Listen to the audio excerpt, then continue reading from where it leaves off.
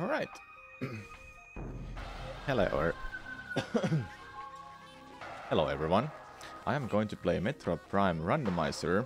If you don't know what is a randomizer, basically items are shuffled between each other. For example, some random location with a E-tank or a missile normally would give you a missile or E-tank, but this time it might be a wave beam or X-ray visor or morph ball, and so on. I need to collect all of the beams, wave beam, ice beam, and plasma beam together. I'm gonna do that again. Hello everyone, I'm going to play Metroid Prime Randomizer. If you don't know what is a randomizer, basically items are shuffled, and I need to find most of them, important ones especially, to beat the game. I need to collect 12 artifacts, all the beams, some of the upgrades maybe, morph ball, bombs, missiles, space jumps, and so on. Anything that I need to beat the game are especially beams, so I can actually beat Metroid Prime and enter it too. Then artifacts to enter Impact Crater, and most important one is Phase on Suit. Without Phase on Suit, it is impossible to beat Metroid Prime. Phase on Suit activates Hyper Beam. And let's get started then.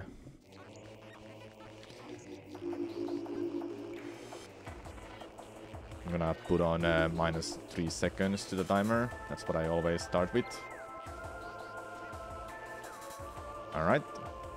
Some other things like things that I need to add on is elevators. They're bidirectionally are randomized. For example, going to Jojo Ruins may lead to Fendara drifts, and going to Phase on Mines may lead to back to Talon Overworld. I don't know. We'll see about it. Yeah, Vando. Hey, Noob Cake, thanks for the good luck. Something as I need to also say is that there are difficulty settings that can be put on for the randomizer, and ooh, this is normally a space jump boost, but it's a missile this time. So those tricks that I was gonna say, I have some of them enabled, but nothing too crazy. So this randomizer is expecting me to know which is expecting me to know some tricks like scan dashing, how to fight some enemies with low health, and so on.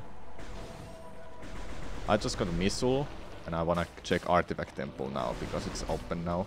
You can watch today, did the exam. Nice. I'm hoping for a good seed, but we'll see how and where all the artifacts are. With missile I got a couple items to check right away. Good seed. I don't know. I'm expecting a good seed. Can I say that again? Sometimes there can be good seeds. I can say that. Hey, look at Morph Ball. I'm grabbing a hints here. There are artifact hints here that can be put on if I want to. Ice Ruins West, Pandora Drifts, Observatory. I can't remember what was that. Yeah, 3 in Pandora so far. Arbor Chamber. Control Tower. Ruined Shrine. They used to say funny messages. Not anymore then. Hello Shirira, what's up?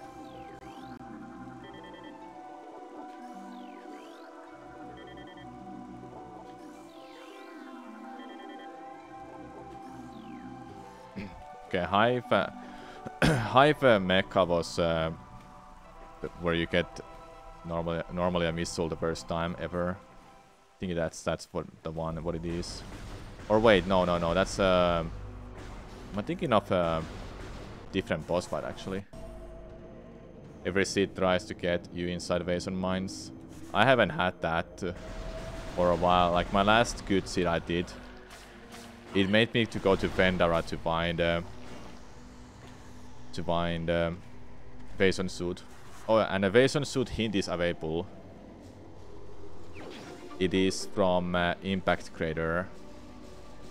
It only tells you you can these settings you can be done in any way you want. You can put the hints on or off, and I have them on in this way for artifacts that it tells me the location, and it tells me the room name too. And I know quite many room names now when I've done this randomizer. scan dash to that. Varia suit. Ooh, I kinda want that. I have a feeling that we're gonna go through heat rooms.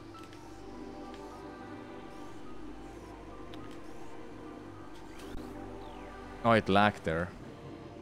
Emulator lagged.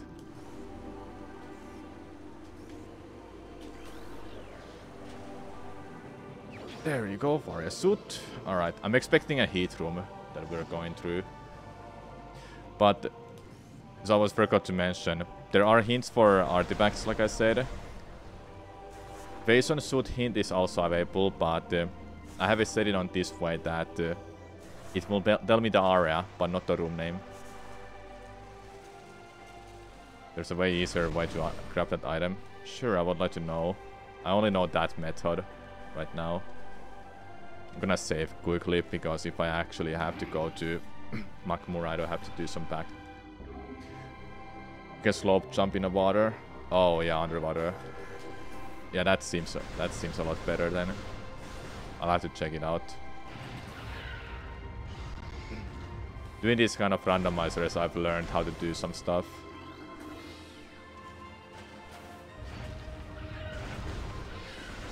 That I normally have not done.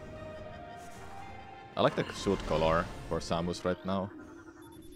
Joso Ruins Reflecting Pool. I can't do anything there. That's I think it's the one that needs me to have Ice Beam. So yeah, it's something I can't get to.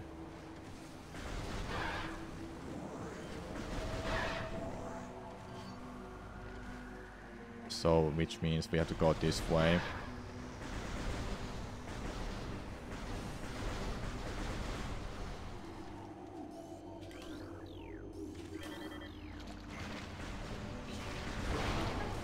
I've been doing so many Metroid Prime randomizers lately. It's insane. Okay. So I'm expecting Makmur from this elevator. E-tank, that's good. I have no other places to go to. Makmur, yeah. Lava Lake. Let's go then. Lava Lake. I think that's the one that you go to after... Yeah, it's fun. After you play casually, normally. You end up here. Yeah, this one. Alright then. Let's see what we find here. My last seed I did, I had a thermal visor and X-ray next to each other. It was so funny because...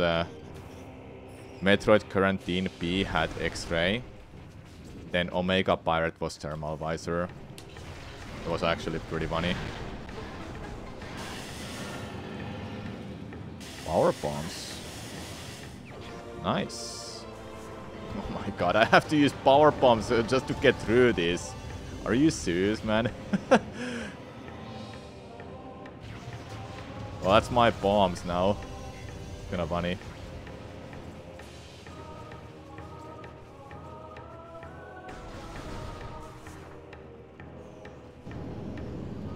No, no, no, no, no.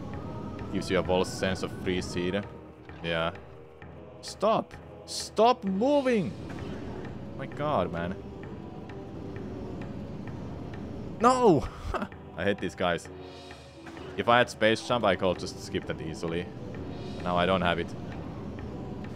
I hate these guys. If you rotate the stick, it lets you go. That's something I didn't even know you can do. What? That's a thing? Well, I'm learning something new every time I play these. Thanks, man. I have no idea you can do that. I always use the bomb or just let me go. Let me just go when it lets me. Many people don't even know about it. I mean, it kind of makes sense that many people wouldn't even know. Like, it doesn't make sense to me that you can just get free from that. Yeah, yeah, I know, Noob Cake. I'm like, what? Alright. This is normally a missile, and it's a missile this time too. I should get it because I don't have any other way to fight that properly.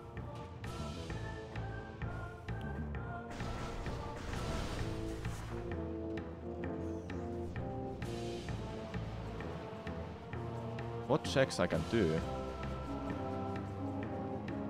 I don't have that many places to check, really. I'm gonna check what is that. Plasma? Are you kidding me?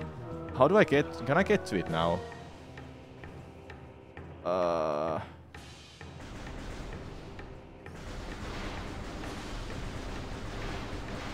I don't know, is there a way I can scan that dash on this? No, I don't think I can get to it now. At least I don't know I'm away. But Plasma is there. If I get space jump, I'll get it. I shall be able to dash. This is too far. Ow. I'll give it a try, but I'll just continue if I can't do it.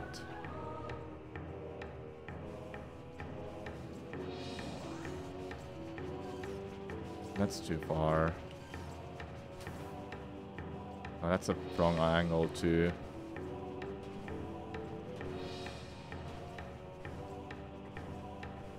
Plasma will be great though. Okay, that's a better spot. No. Man, I really want that now. I can actually do some fighting then.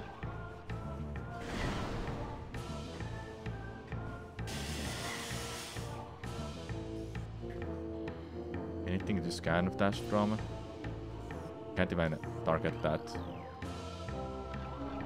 No, I'm gonna leave it behind. I might find space jump soon to copium. Copium.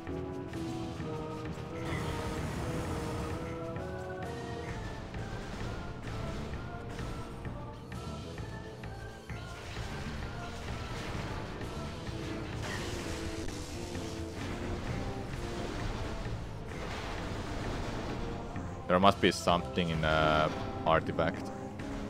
Check. If you want a money run though, you can do a 0 mission with 90 items removed. And that's a lot. I knew I wouldn't make it. Wait, I don't have like any thing to do this. I can't even get there. Oh, power bombs.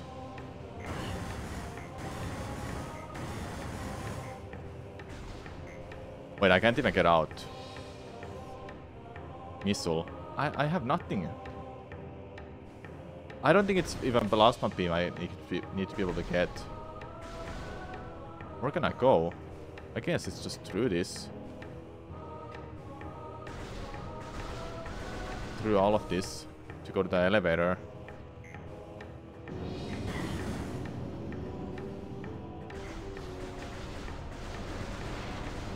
Need some health, man.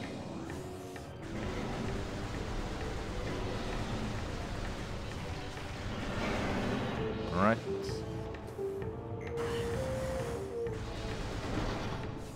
What's there? Power bomb. Okay.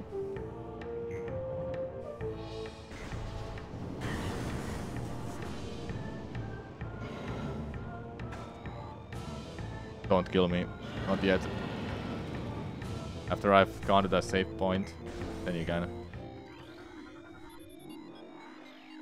North Sun Tower. Yeah, that one I can actually do something in. Alright.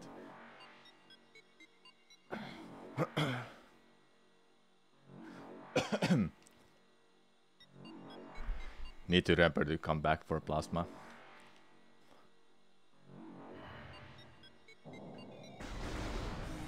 I always check the wrong door. The energy is low.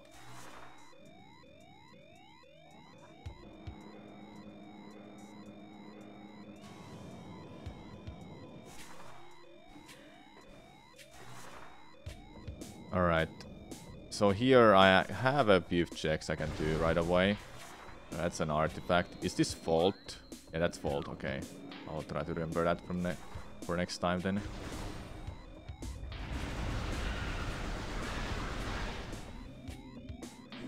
Need some health quickly. Oh boy. Wave beam. Great. That's a missile. That's also a missile.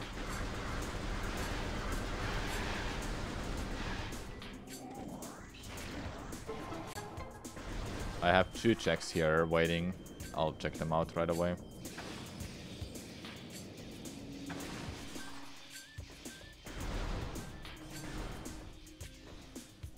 Bombs. Alright, guess I have to do this fight. I actually don't know is there a way to scan trash through that without triggering this. Or hold up, do I have a way to do this? Get through that! Oh, it's actually blocked. I didn't even know.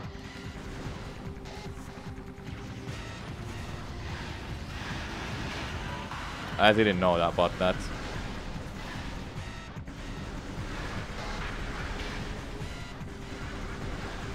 Did you get the item? Yeah, it makes sense. At least this is not that bad.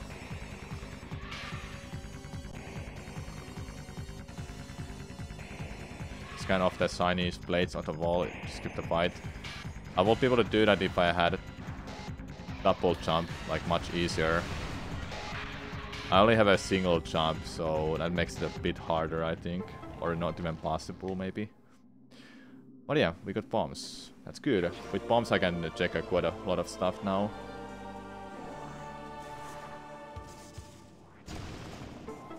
Charge beam.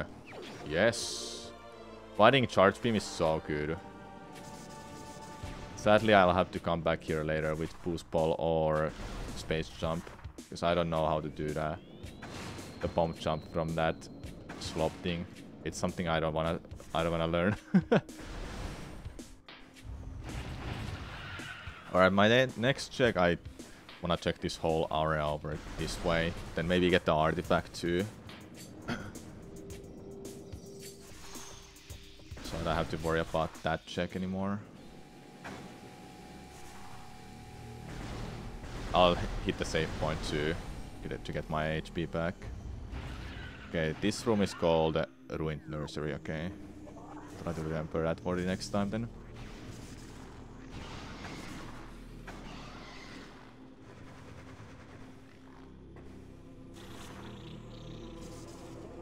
Oh, maybe I should kill that.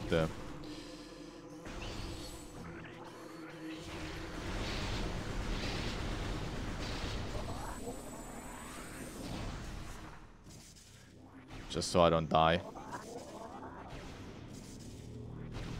From here I'll check the hive totem, I think it is, or whatever where the missile is normally. First artifact.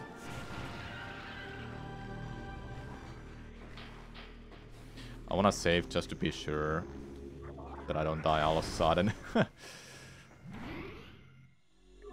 I wish I was able to...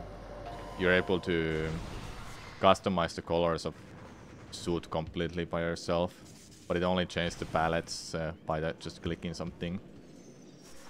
I wanted to make it like a white Varia suit, really blue gravity suit, then the phaser suit is already perfect what I have. Would have liked that. These are both missiles normally.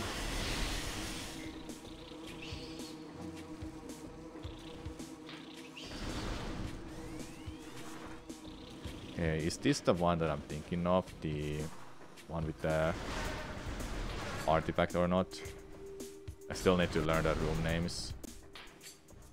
Yeah, it is. This is Hive Totem. Yep. Okay, don't trigger the bite.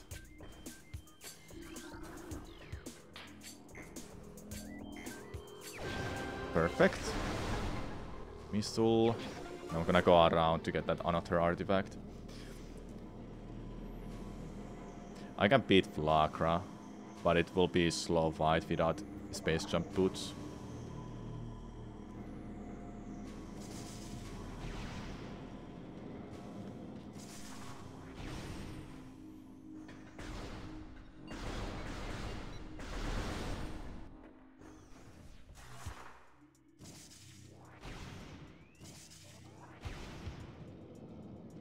Alright, going around. From here I can go to the throne, check what is charge beam, and then beat Flagra. I cannot get to... Well, technically I can get to Ice Beam check, but I cannot get out of that room. Better to not go there right now. I think it will be important for me to get that Plasma Beam as soon as possible. But I kinda need the space jump.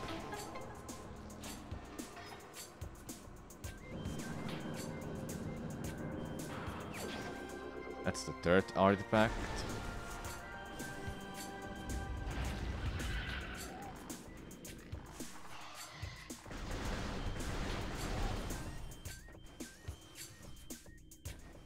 Wave Beam almost gives me access to some places like Fendera. Well, I mean it does give me access there, but space jump boots, no space jump boots, it makes it harder to navigate there.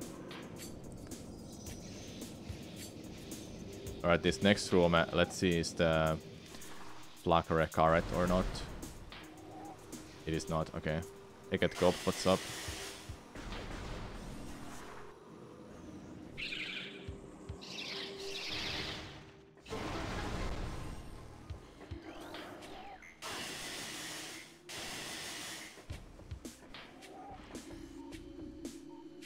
Where can I scan that from? Hello? Not nowhere. Oh my god.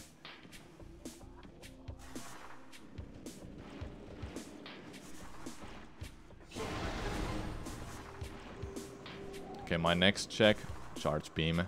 I have 3 checks there I can do right now. That one that is underwater, I still don't know, can you actually get that without space jump boots? Also, there's nothing because I actually have I don't have fully everything. I don't have I have some items removed from the item pool. Or how can I say this? I can add like 2.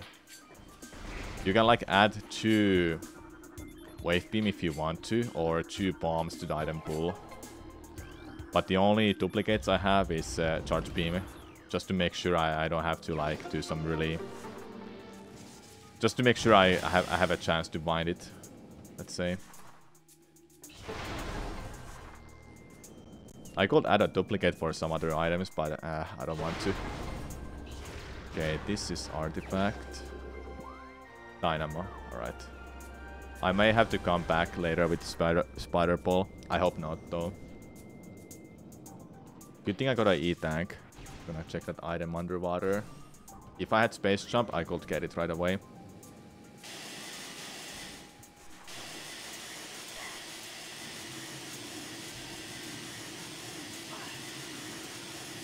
Missile expansion. Alright, I don't have to worry about that. But I need to worry about that spider ball check then. Spider ball or spider track check in Dynamo room that I was just in.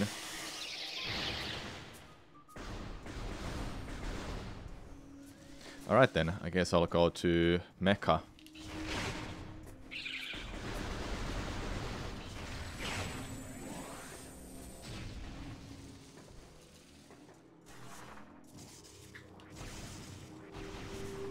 Why do you do that? Like, why do you target that way? Should go forward only.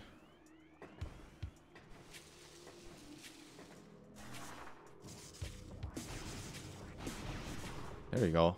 That's how it should be every time.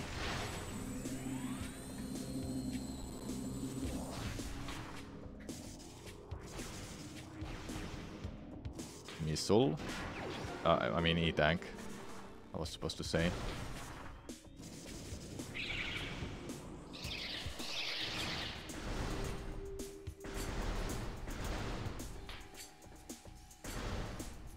Alright, mecha time.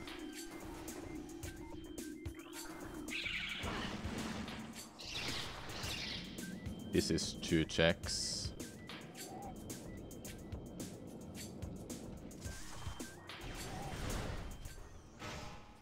So from here, I guess I need to go beat Flacra. Maybe. Well, I don't have to technically beat it unless it has something important there.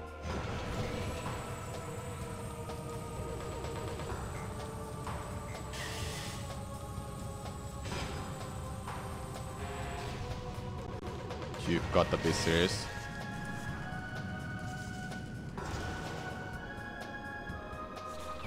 That's also a missile normally.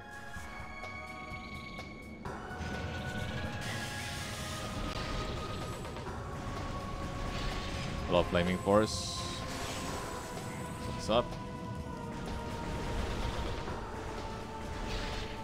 From here, I think maybe I should head back to... No, I probably shouldn't head back there. No. Chill Sunday. Nice. I also added Chill Sunday. I was working on a YouTube video. Then I was setting up some things for the stream, such as getting a new randomizer version for this game called Randomizers. Oh my god, that RNG was insane. I got so lucky. Foosball.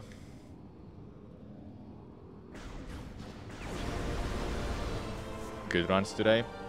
This is the first seed. I'm liking the blue color on that Samus Faria suit right now. I wish it was fully white. A fully white Faria suit would be chef's kiss. With some gray over it too. Then Gravity suit, I would have made it like a full blue or something. Would have been really nice. White and gray, yeah. I think it goes well as a color scheme. Describing the light suit. Yeah, I know. That's light suit pretty much. Okay. I can technically get to like Ice Beam, but it wouldn't make any sense to me to do that, honestly. So all I should check is just this item over here.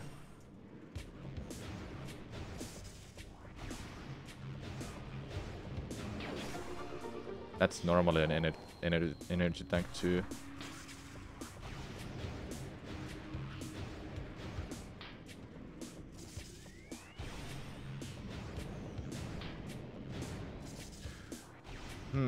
I don't think I want to pick Lacra. I kind of want to check the elevator where that is leading to.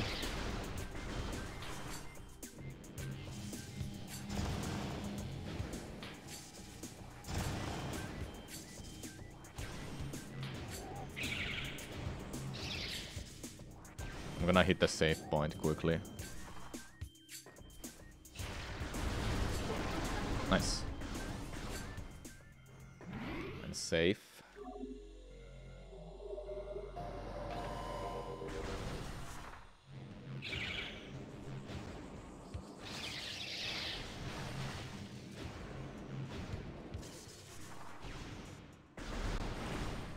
What boost ball gives me? It gives me an access to one item that is in where the morph ball is normally. Don't remember that room name, but the one where we found the bombs. I can go there.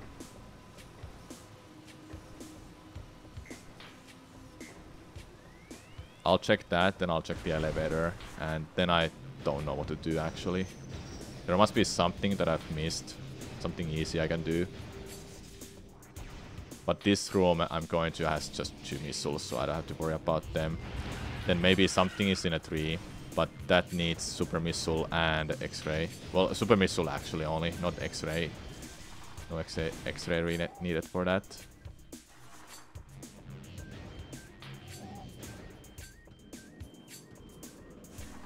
Alright, artifact. Ruined shrine, okay. I'll try to remember the room names now, because then I can just like, that's where it is, when I check the hints for artifacts. Making it much easier for me to know how to maybe route this. Why am I stuck? That was so funny.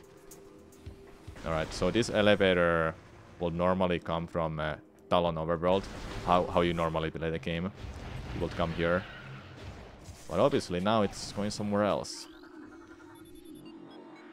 Brigade crash site. I can't even do anything there, so we'll head back. I think it's Flakra time. I have no idea what else to do.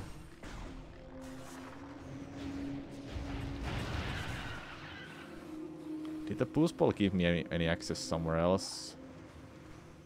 I don't think so.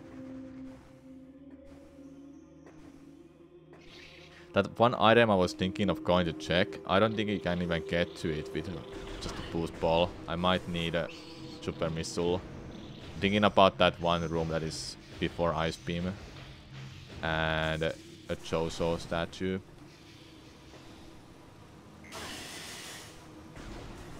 I hope Flakra has something useful. That's kind of like the only check I have to do. Maybe there's some other obscure location. Well, I have bombs. Makmur has some checks now, but I think it's smarter I do this. It's gonna be a slow fight.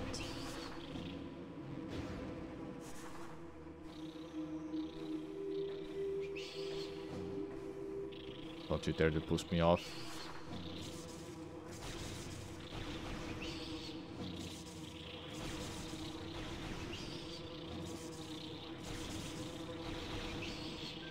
They missed every time.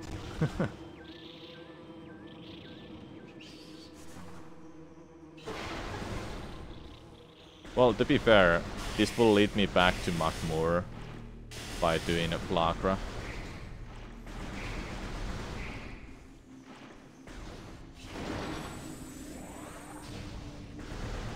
I hope Flakra is good. I hope it's something good.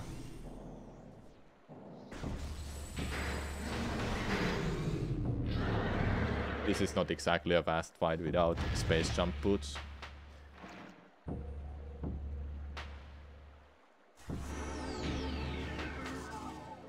Well, maybe tiny faster with boost ball.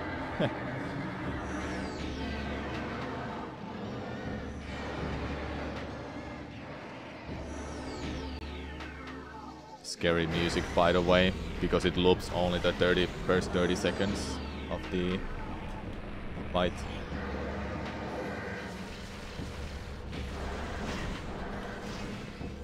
Hello?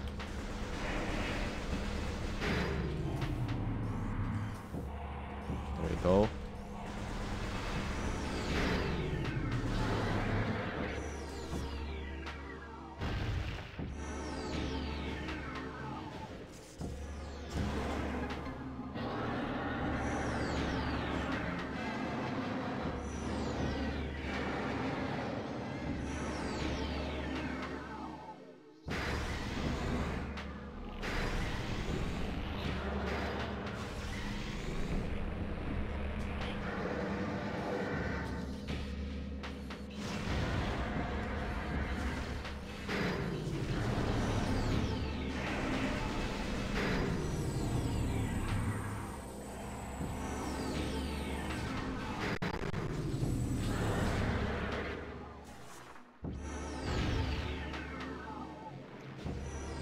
Alright, just one more. I've done this fight casually in a randomizer because no space jump boots. Maybe you can scan dash to each one, but I don't wanna bother with that.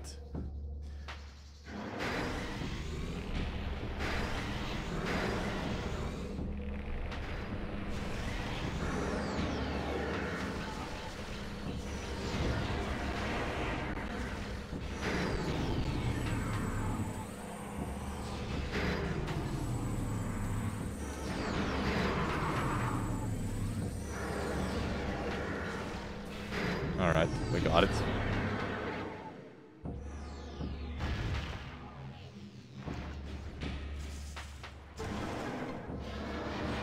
And normally this is Varia's suit when you play the game casually. And if you come back, that will be an artifact, but I don't think I wanna bother with the artifact. That's just rough without X-ray. I mean, I can try to come back with the infinite bomb jump, but I don't think it's something I should worry about. But I'll give it a try and see if I can do it. If not, then that's fine. Then I'll go to Magmoor. Please be something good. Yes! Ice Beam! That's amazing, actually. Ice Beam after Vlagra, hey? Ice Beam after Vlagra.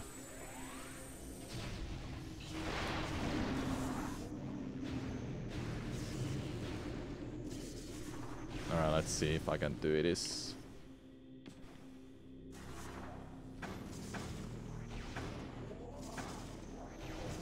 Nice.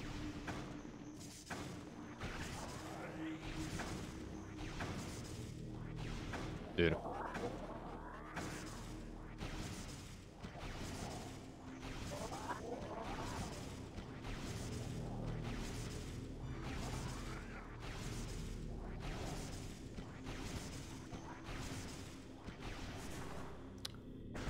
Got it.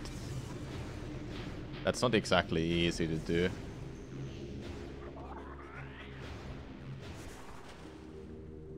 I swear this is something useful like Phase on Suit. That would be insane.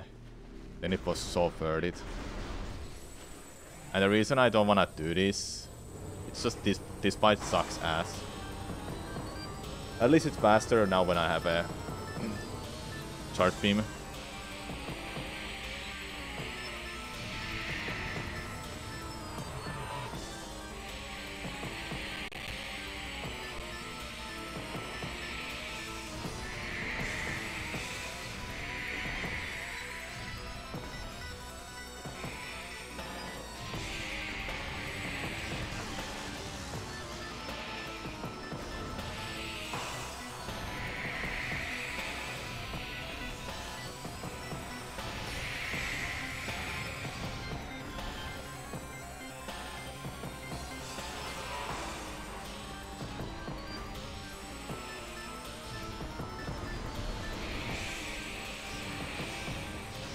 Super Missile them. I don't have Super Missile.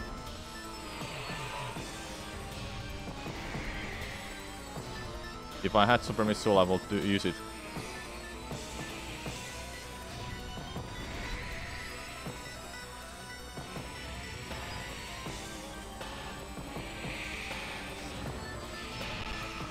Okay, 1 down. 2 down.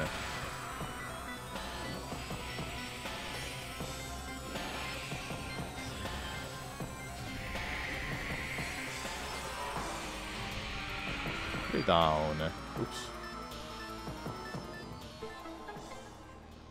E-tank. I mean, sure.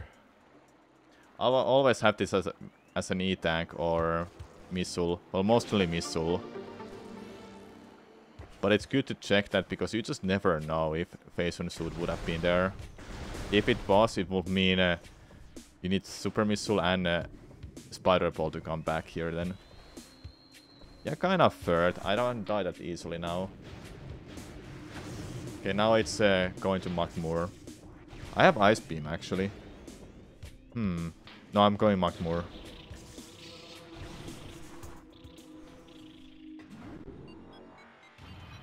I'm gonna check that elevator that leads to Pandora normally. And I also will check that one room that has artifact. Then something is below that room.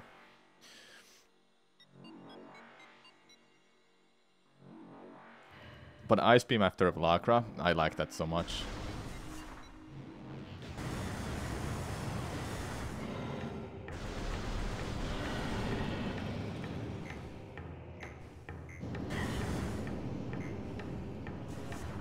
That item up there in a ledge is Power Bomb. Don't have to worry about it.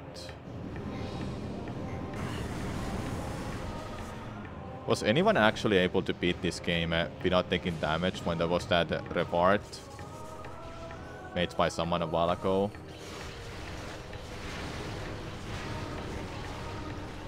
Was it last year? I didn't keep up with that because I wasn't interested of doing no damage run for this game.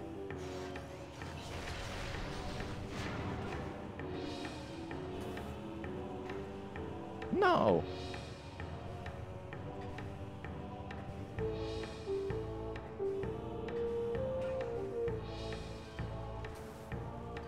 Oh my god, really? At this point it would have been faster just to take the normal path, but I need to save this enemy to be alive for checking an item. Damageless and no fail run. What is a no fail run?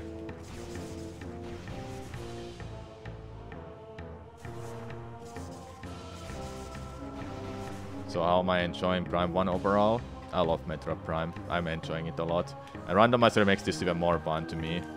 I can just like do some really cool stuff all the time, and that's a super missile. And gives you like a new perspective of playing the game. Super missile is good. And an E-tank.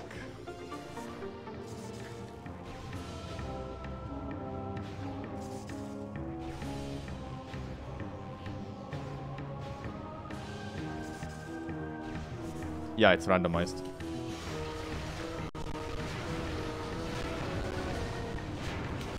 Alright, now I'm gonna check the Pendara elevator. Where is that leading to? If it goes to face on mines,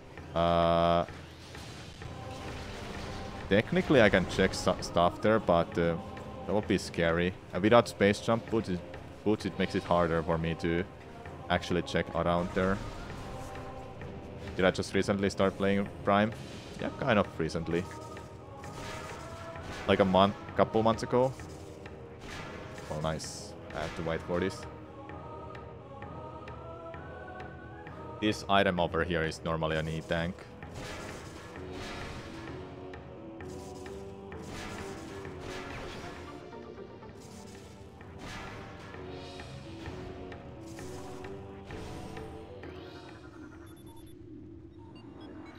That's vanilla. Vanilla elevator. The other elevator will go nearby Tardus, and that's called Quarantine Cave, I think. Usual Thriller and Prime. It's not an easy game. No.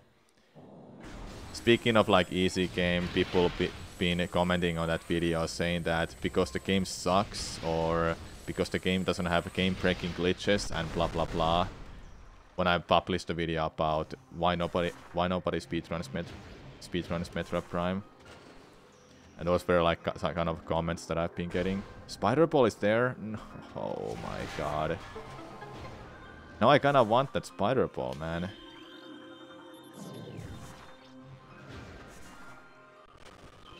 That's a bummer.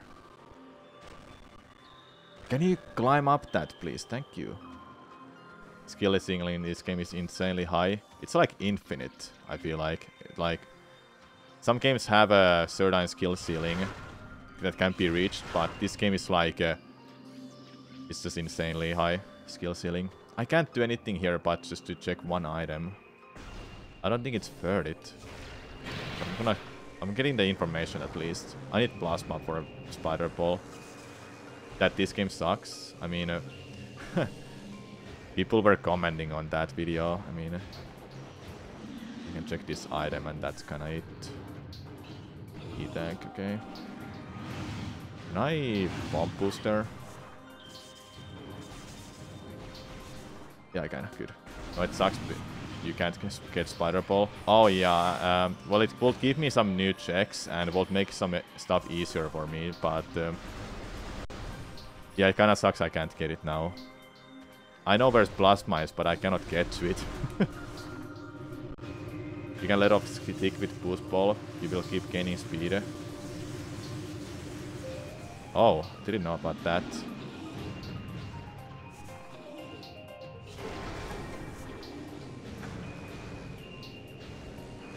So that's how people are going faster with this, huh?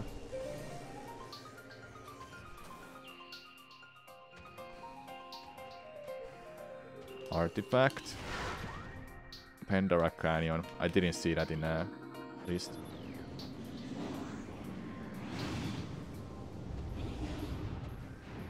Randomizer with Super Metroid and A Link to the Past. That's a fun randomizer. I've done it a few times. Okay, I think I'm heading back. I actually don't know what else to do here.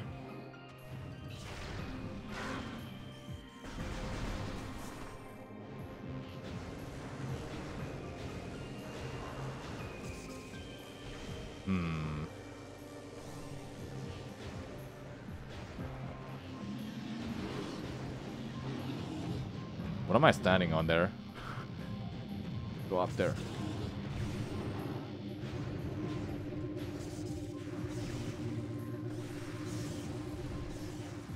You started playing Wind Waker and you're halfway through with this. You should try to get back to this. You don't know any speedrun tricks? You don't have to. There's a difficulty settings you can do for everything. Like how difficult some things are. Like, do you want to have bomb jump kind of tricks enabled, or do you want to have a space jump, scan dashing stuff, or do you want to have this and this? So like it's not that bad. They're setting for almost like everything. You can have literally everything off, and that's like you can play casually.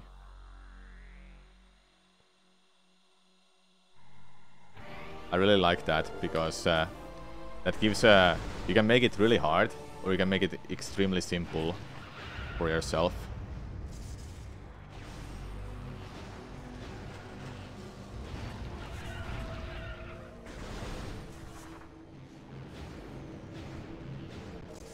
This leads to what is this called? This was called something. Chozo Ruins. Chozo Ruins. I can do stuff here because I have Ice Beam. Yeah, Chozo Ruins. I have Ice Beam, so that's why I can get back this way easily.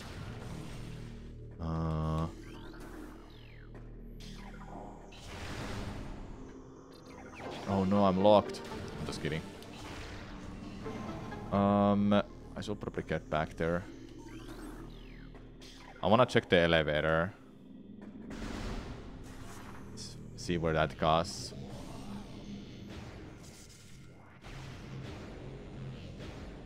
Yeah, elevators are randomized. Based on Mind's West Processing Center. Was West... I can do something there. Or was it East? West or East side? If it's a West side, I don't wanna go there. The side where I have to use Ice Beam to open this door. Yeah, I don't wanna go here. What if the music was randomized though? That's not an option right now. Should I go here? I'll be a pain in the ass to get through. No, I don't wanna go there. No, no, no, no. Let's go back.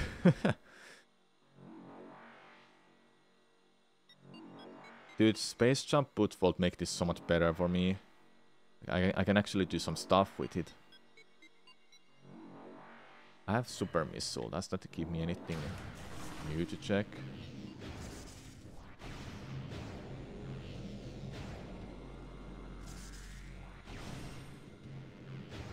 The music randomized is so much fun. Especially if it's customized like it is for Ocarina of Time.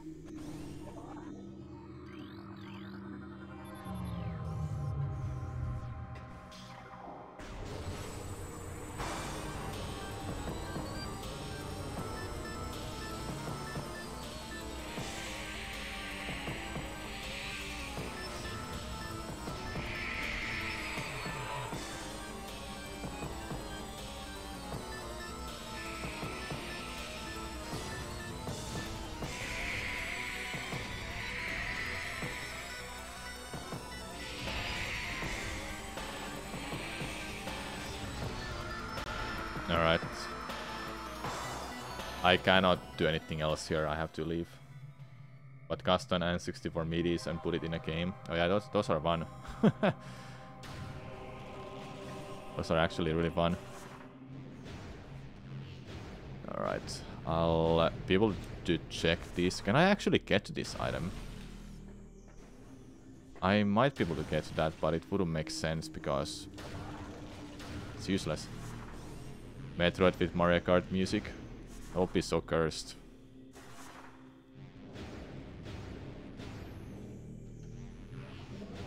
I'm gonna be honest, I don't know where to go.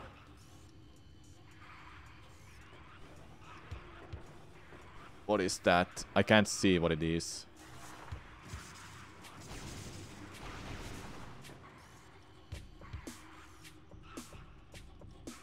That's nothing, I think. It looks like a nothing icon.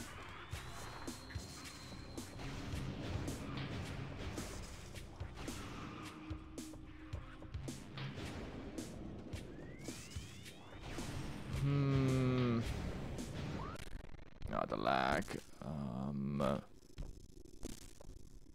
I have those checks still. Where did this lead to? Brigade. I don't know, is that where to go back to? Maybe I should go through that now when I have Ice Beam.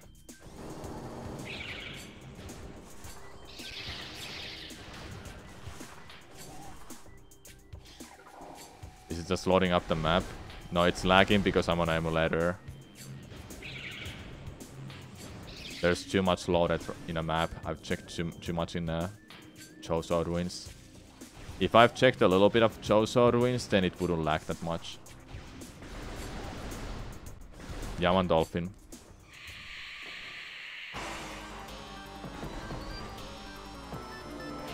There must be some settings I have messed up. I need to ask around for help to get a proper settings.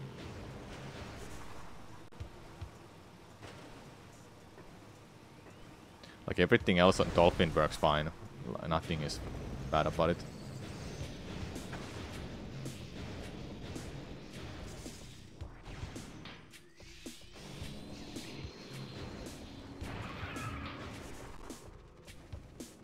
Yeah, I don't know either what settings are.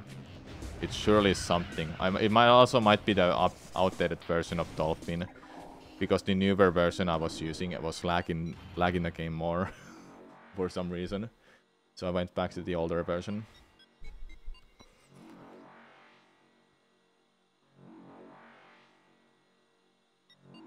All right, I have one setting here.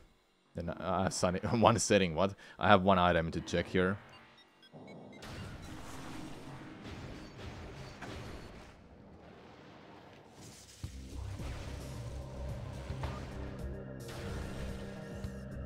And it's nothing useful.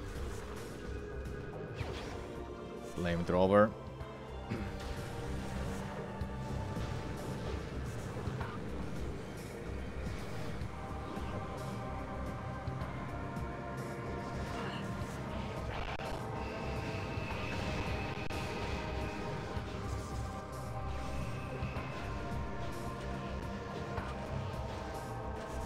Yeah, it's not that great to use Flamethrower. Other beam upgrades are just so much better to use. Alright, I'm back here. What do I do then?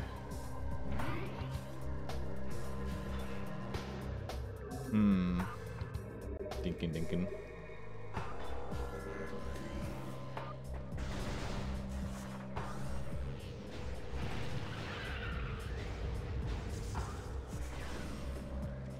I cannot even check what is the item in Root Cave.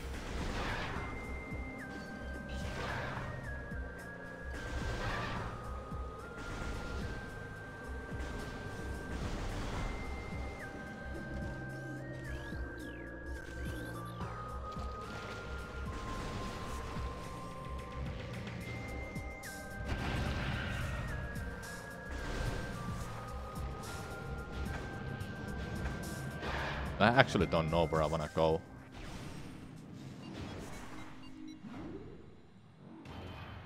Should I try to get the plasma beam? That would open up some things. I can get spider ball.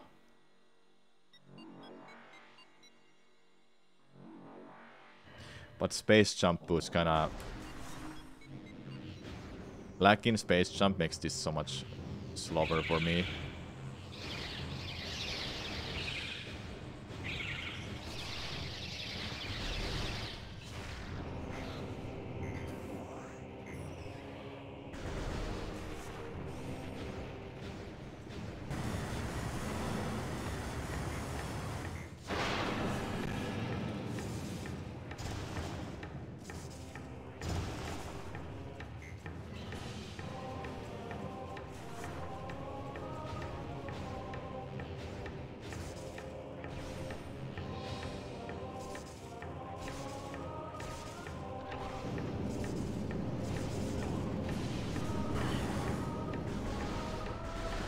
I have almost no other choice but to try to do this.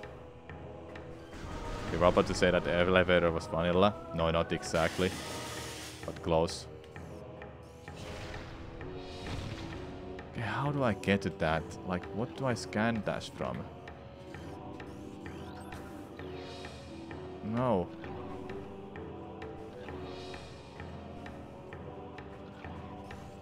That's too high up to try to land on something.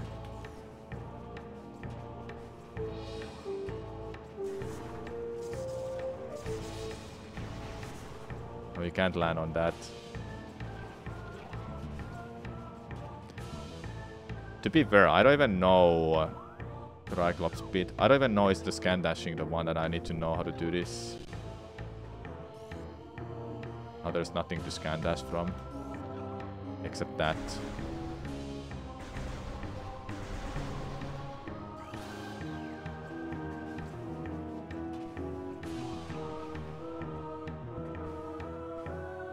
I think I'm making this too hard for myself.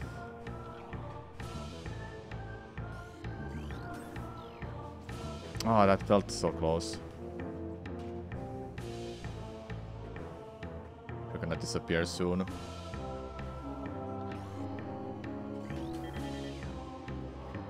Okay, more forward.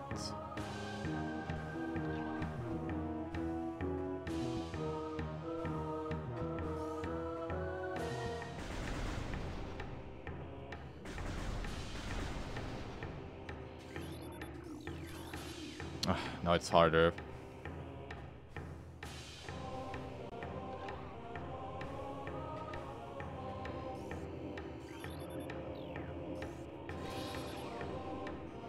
No, I don't think I can do that at all, chat.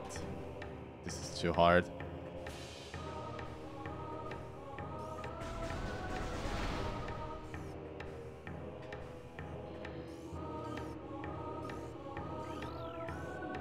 And there's nothing to scan dash from anymore. What's the item? It's plasma beam.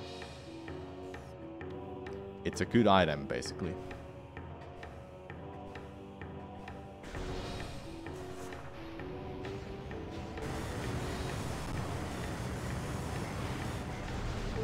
Where did this lead to? Vendara. There was nothing in Vendara that I can do right now. Like, I can't check anything. Maybe I can get to some locations like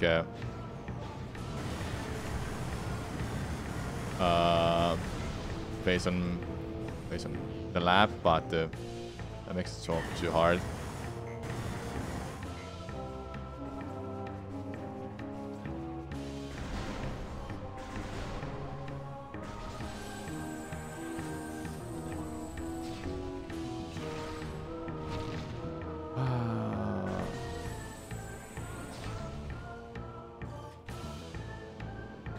Art, that would make it, but I need a better angle for that enemy. I would guess the platforms. You know, the problem is not the platform. I know where the platforms are. The problem is no space jump.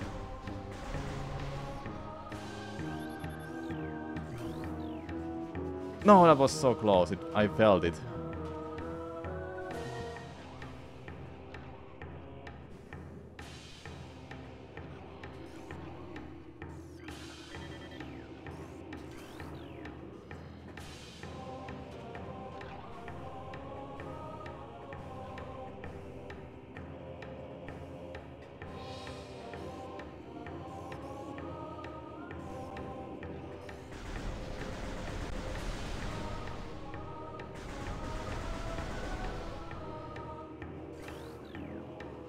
No, that was so good. That dash was good.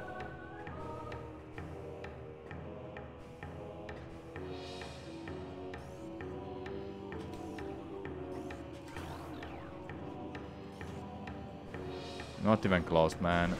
My god, it's there, waiting for me. Enemies are not even in a good spot for me to dash from. Like, that's not a good spot for enemy.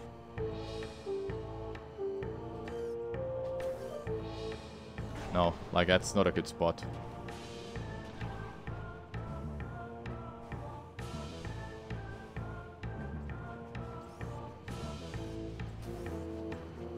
And dashing that is not enough distance and enough height.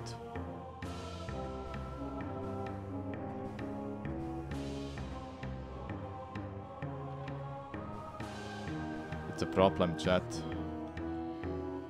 If there was just something to scan dash off from like this spot, it will make it a lot better. Or from here. But no.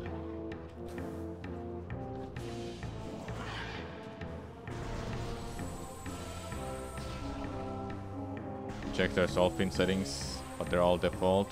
Okay.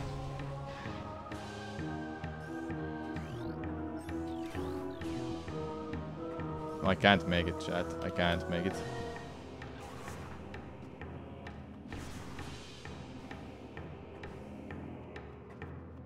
If I can just stand on something to climb up this, then maybe I can do it.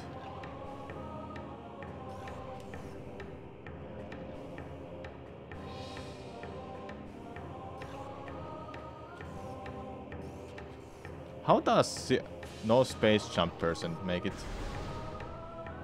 Just write it down. I memorized it. I don't need to write down this. I already solved this like 30 minutes ago.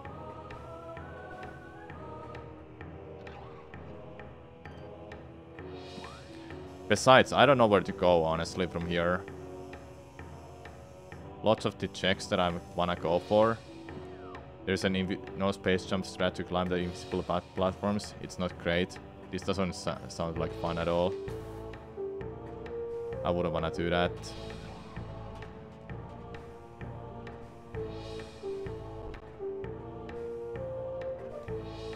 Man, if only I didn't know about that item now.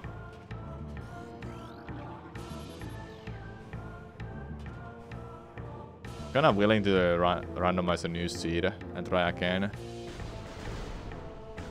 Because I don't know. Well, here's the thing. What can I do without space jump? So many of these checks I cannot do there. Talon Overworld has nothing I can do right now. I cannot get to that item there. Going to Frygate? Nope. Not an option. There's artifacts on the map. These are item checks. Shows me item locations. Maybe this one I can do something, but no. I think I wanna just randomize a new seed. I'm checking where space jump was. But the bugged textures, they're just bugged blue sphere textures. Yeah, there are also item pickups. This was not a good seed. I mean, it was good. The Ice Beam after a Vlakra, I like that, but this freaking plasma makes it so hard.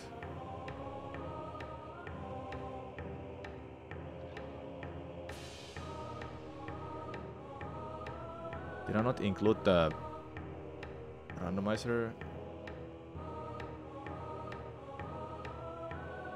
When is Prime 2D? Someday.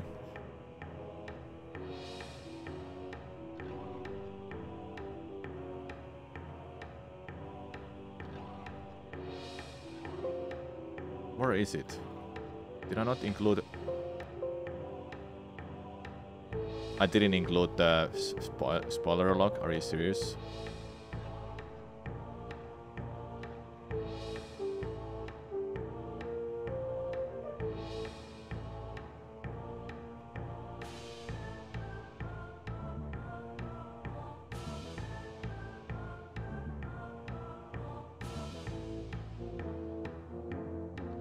Serious? What about serious?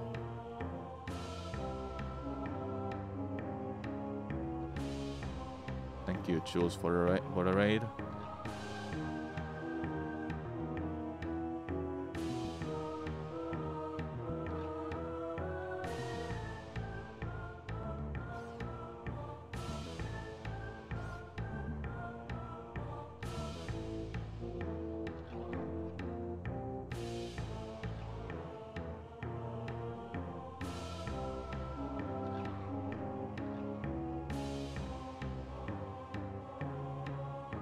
How can I check the permalink?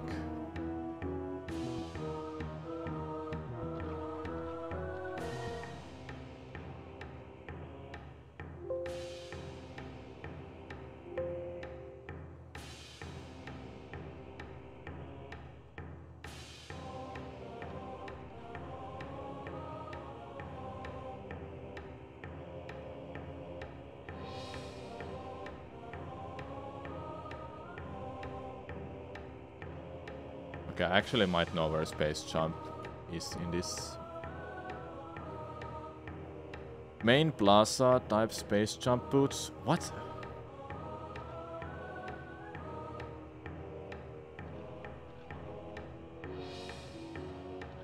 Chat, okay.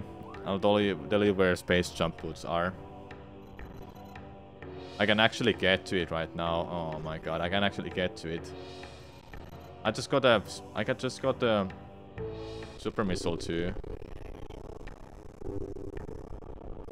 So you know in main plaza, ignore the lag. You know it in main plaza there's that tree that you can super missile. That's where space jump boots are. And I would have got that, but I forgot about it because I never checked that. I never really checked that because I almost never have super missile. That's where space jump boots are. But where's space on suit?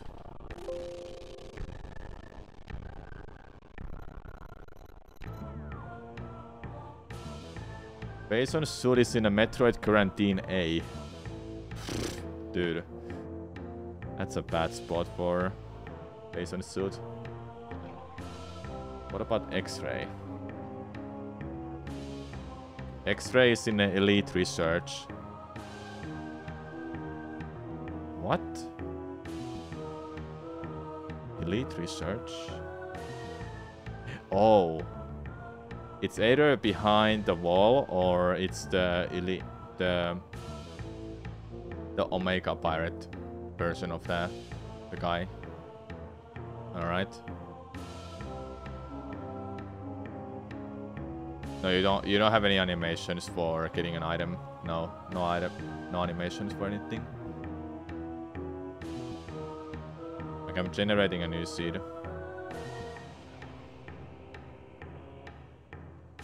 Should I play Prime 2 after this? If this seed is gonna be bad.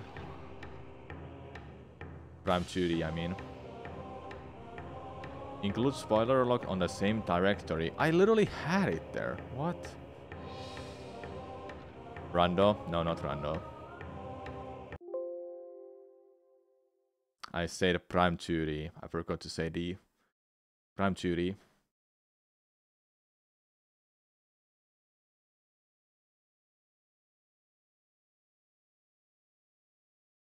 Alright, that's finished. I'm gonna keep the Randomania open just to be sure I don't have trouble to find 2D remake of Prime 2. Yeah, it is 2D remake. It's an unfinished project because Nintendo took it down, as far as I know. I actually don't know, but I know there's a demo you can play. That's about it. I think it got the same treatment like another Metroid 2 remake.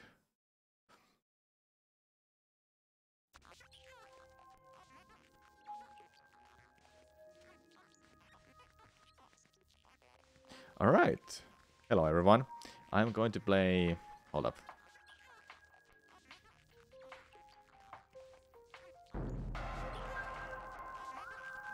Hello everyone. I am going to play Metroid Prime Randomizer. If you don't know what is a randomizer, basically items are shuffled. And I need to find them, especially necessary items to beat the game, such as all the beam upgrades. Beams, I mean. Well, I'm gonna redo that because I fucked it up. The YouTube intro.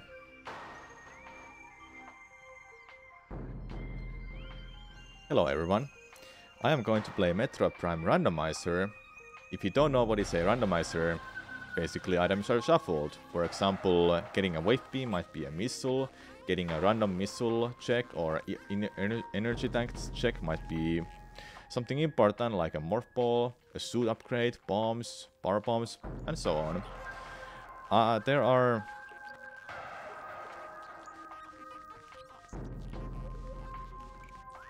Seems like food is ready, so I'm gonna go grab that and I'll take a break then. Guess I'll watch some YouTube video in the meanwhile. Alright, be right back.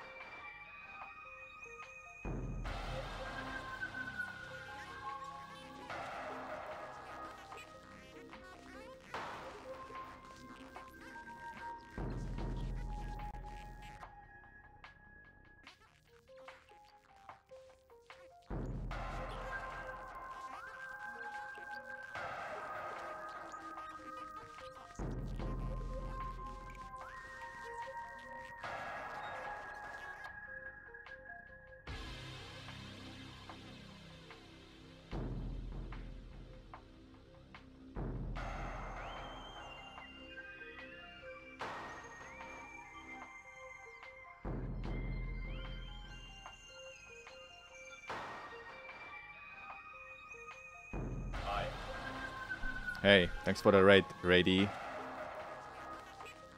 Ray, thanks. I just grabbed food. I'm gonna watch some YouTube video because I want to eat in peace. Run rates appears when the streamers goes off. Yeah. Okay, let's see. Is there any cool YouTube video to put the Serral on stream? How about I just ban you for that comment?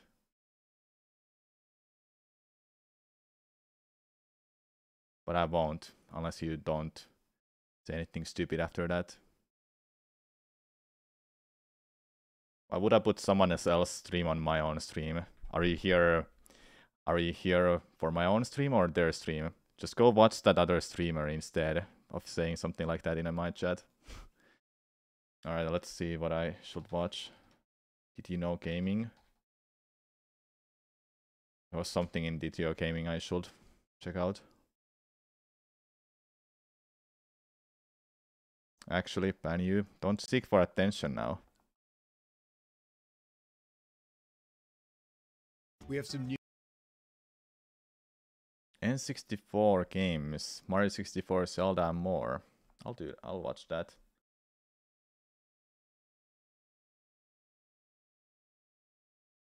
We have some new and exclusive information in this video, so stick around till the end for some fresh facts about some of Nintendo's own N64 titles. Now, let's just jump right in. Alright, I'm gonna watch it while muting. Racing. It's a game with a lot of interesting secrets, like the hidden language option that can be found in the US version of the title. By modifying a small piece of the game's code, a normally inaccessible Japanese language option can be activated, but it isn't exactly a decent option for Japanese players. Rather than actually translating the game's text, all it does is replace the game's text with the word Japanese written in English. Amazing, you can tell they spent an entire 5 minutes on that one. The game also has another undisclosed feature that was implemented to dissuade piracy, which has been discovered since our last video covering anti-piracy measures in N64 games. When activated, the anti-piracy measure will reduce the traction on some of the surfaces of tracks, which makes them almost completely undrivable. This was only discovered after fans began attempting to decompile the game's code, known as the DKArch Decompilation Project, which so far has unearthed some some neat little secrets just like this one. While the Nintendo 64 was stuck being seen as a console for kids, thanks to people judging games like Diddy Kong Racing just from the way they look, this did not necessarily mean that every game released for the system was targeting this demographic. Tony Hawk's Pro Skater, for example, was generally aimed at young adults and teens, meaning that most versions of the title contained some less than family-friendly content. This content that, at the time, would have turned some heads if parents saw their kids playing it. And when the game was brought to the N64 from the PlayStation, many of these more mature elements had to be toned down, either at the order of Nintendo or someone else. These cuts removed things that you wouldn't even bat an eye at in modern games, such as the removal of blood being sprayed from the player whenever they fail a trick. Developers of the N64 version, Edge of Reality, also altered some of the language and suggestive names of the various gaps found across the title stages, which appear when performing a trick between two set pieces. This includes the Handy Gap, a play on the term handicap, becoming the Spanky Gap. The Long Ass Rail became Big Daddy Rail, and the Holy Shit became Holy Cow. Alterations were even made to Private Carrera's age, in which her profile previously referred to her as barely legal, where now she's said to be 41, which isn't even close to an age that you would refer to as being barely legal. Several boards even had their name changed as well, such as the Erector set becoming Yes Mom, Viagra Falls being Thank Bob, a bit of an odd trade-off there, Manhandler becoming Hot Stuff, Feelin' Blue being changed to Miss Devastation, New Member becoming Who made this game? Solid These Wood names. changing to Foxy Lady, and lastly, Skate Hard being changed to Skate Mean. Game developers are an interesting lot, often dedicated to the job. This must be a parody, right? I don't even know. But I'm enjoying it. For the team behind NHL Breakaway 98, it seemed that the developers wanted to express their love as best they knew how. During the game's creation, a decent chunk of empty space was left over for the team to play around with. So, to show some love to their families, a secret slideshow was included in the game's code. In order to view this slideshow, the player would have to insert a specific combination of buttons. The only problem, however, is that the devs actually forgot the code that they'd programmed into the game for this to work. So, as a result, the only means of actually seeing this small dedication is through the use of a Game Shark. Another interesting 64 tidbit again comes from the Donkey Kong franchise. During a 2013 developer commentary Let's Play of Conker's Bad Fur Day, longtime Rare programmer Chris Marlowe shared an interesting anecdote of another Rare N64 classic, Donkey Kong 64. Marlowe told viewers that while working on DK64, developers at Rare discovered a memory leak issue that would occur almost immediately when playing the game, which would lead to the game crashing. Unfortunately, they were unable to root out the reason for this happening before the game's final release, so instead, they were forced to include the game in a bundle with the N64 expansion pack, which inexplicably fixes the issue. There was a bug that caused the game to randomly crash that only occurred in the 4 meg only version. The game just kept randomly crashing and they couldn't find out what it was, so they had to ship. Oh, so that's why you had to get that expansion pack, huh? So they didn't get to find a solution. That's actually pretty funny. In it. For free. This story, however, is disputed by another Donkey Kong 64 dev, Mark Stevenson. In an interview in November of 2019, Stevenson claimed that Rare's management had planned to have the game support the expansion pack from very early on, instructing the devs to create the game as such, including quite advanced graphics for the time like dynamic lighting. He went on to say that DK64 did indeed feature a game-breaking bug during development, but it was only an issue on particular N64 hardware and was eventually fixed. He also speculates that the memory leak rumors were born of the two different stories merging over the years. Expansion ports can open up a whole world of discovery with consoles. They add extra functionality, but with that, the potential for abuse. With Morita Shogi 64, a Japan-exclusive virtual shogi game, the developers included an additional port in the game's cartridge, which added a function otherwise entirely missing from the N64 console, an RJ11 modem connection port. This port would allow players to connect to a surprisingly now defunct online server, allowing them to play the game against others across Japan. However, this opened up an exploit for the system, allowing a user to use an arbitrary code execution exploit so that they can actually run their own homebrew software. It's worth noting that Morita Shogi 64's cartridge isn't the only modem for an N64. there was also a modem built into a cartridge that worked with the 64DD, giving players access to things like RandNet. However, since the 64DD was produced in limited supply and was never sold outside of Japan, Morita Shogi 64 is by far the cheaper option for the N64 homebrew. Toy Story 2 Buzz Lightyear to the Rescue is fondly remembered as being a pretty decent 3D platformer that wasn't developed by either Oh, the I kings of played this game. It was so Nintendo much fun, or Sony. but so The game annoying. is remembered by some for another reason, however, as the title found itself in a bit of trouble post-launch, which led to some revisions. Not What? exactly a massive change, though a noticeable one, is that one of the game's generic enemies was altered for the European release of the game on N64, and all versions on the Dreamcast. The reason for this change is that the enemy's appearance was originally that of a stereotypical Mexican bandito. The character was altered by changing their hair color to blonde, giving them a white hat, and changing their clothing, essentially changing them from a Mexican stereotype to an American Oh, I remember cowboy that enemy now. stereotype. It was While like an not certain changed in enemies. the game's original US release, a second version of the game was published in North America which used this model instead. This isn't the only game with a small-scale toy box aesthetic for the Nintendo 64. Yeah, the Toy Story 3 The on other your title is, DS. of course, Nice. Paper Mario. During Chapter 3 of Paper Mario, there's a segment where the player must evade the area's boss, Tubba Blubber. If Mario is caught, a battle will be triggered and the player is expected to simply flee. However, there are some little known and inventive ways of ending the fight. If the player uses Lady Bo's Out of Sight move, Tubba Blubber will be confused that he can no longer see Mario, and he will leave the fight. But if Lady Bo is out of commission, there's another way that players can trick Tubba Blubber into leaving Mario alone.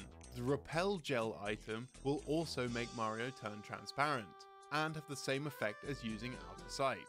But the game has other secrets that are even more obscure. But before we get into those, did you know you can get 10% off eShop codes and games at our own dedicated store? We're not talking about a sponsorship here, this is our own store curated by us and our partners FameHype, who are fully certified to sell Nintendo products and more. So if you want a convenient way to buy store codes and games and help support the show and get 10% off everything you buy, go to store.didyouknowgaming.com or click the link in the description and use code DAS, I'm not going to take that personally, at checkout. That's store.didyouknowgaming.com, code DAS. Now back to Paper Mario. In the game's 5th chapter, players will come across a village of Yoshis. One of them will randomly say, "The village leader is my friend," but this line is linked to a secret that can only be seen by extracting unused graphics from the game. In-game, this Yoshi always hides their hand. However, there are unused sprites of the NPC showing that he and the village leader wear matching friendship bracelets. None of the other Yoshis in the village have these bracelets. We're not entirely sure why Yoshi hides the fact in the final game, but the 2 Yoshis wearing the friendship bracelets may have been a minor plot point during development.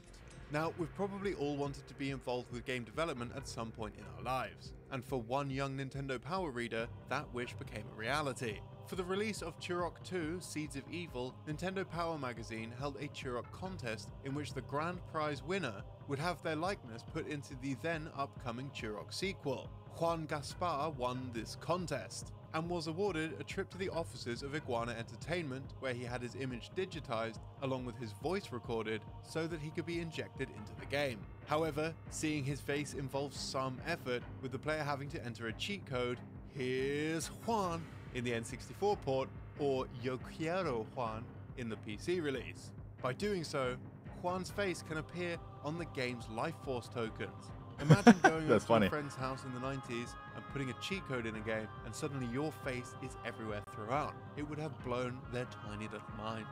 There are more password-based secrets in the Turok franchise, including its progenitor, Turok Dinosaur Hunter. The game features numerous cheat codes with a variety of functions, including your usual extra lives and invincibility, etc. That said, there are a few in the game that are less cheat codes and more of fun hidden Easter eggs. If the player enters the password SNFFRR, it will activate Disco Mode. The environmental textures of the stage will begin to cycle through a variety of colors. Enemies will no longer attack the player because they'll be too busy enjoying the show and having a little dance. The password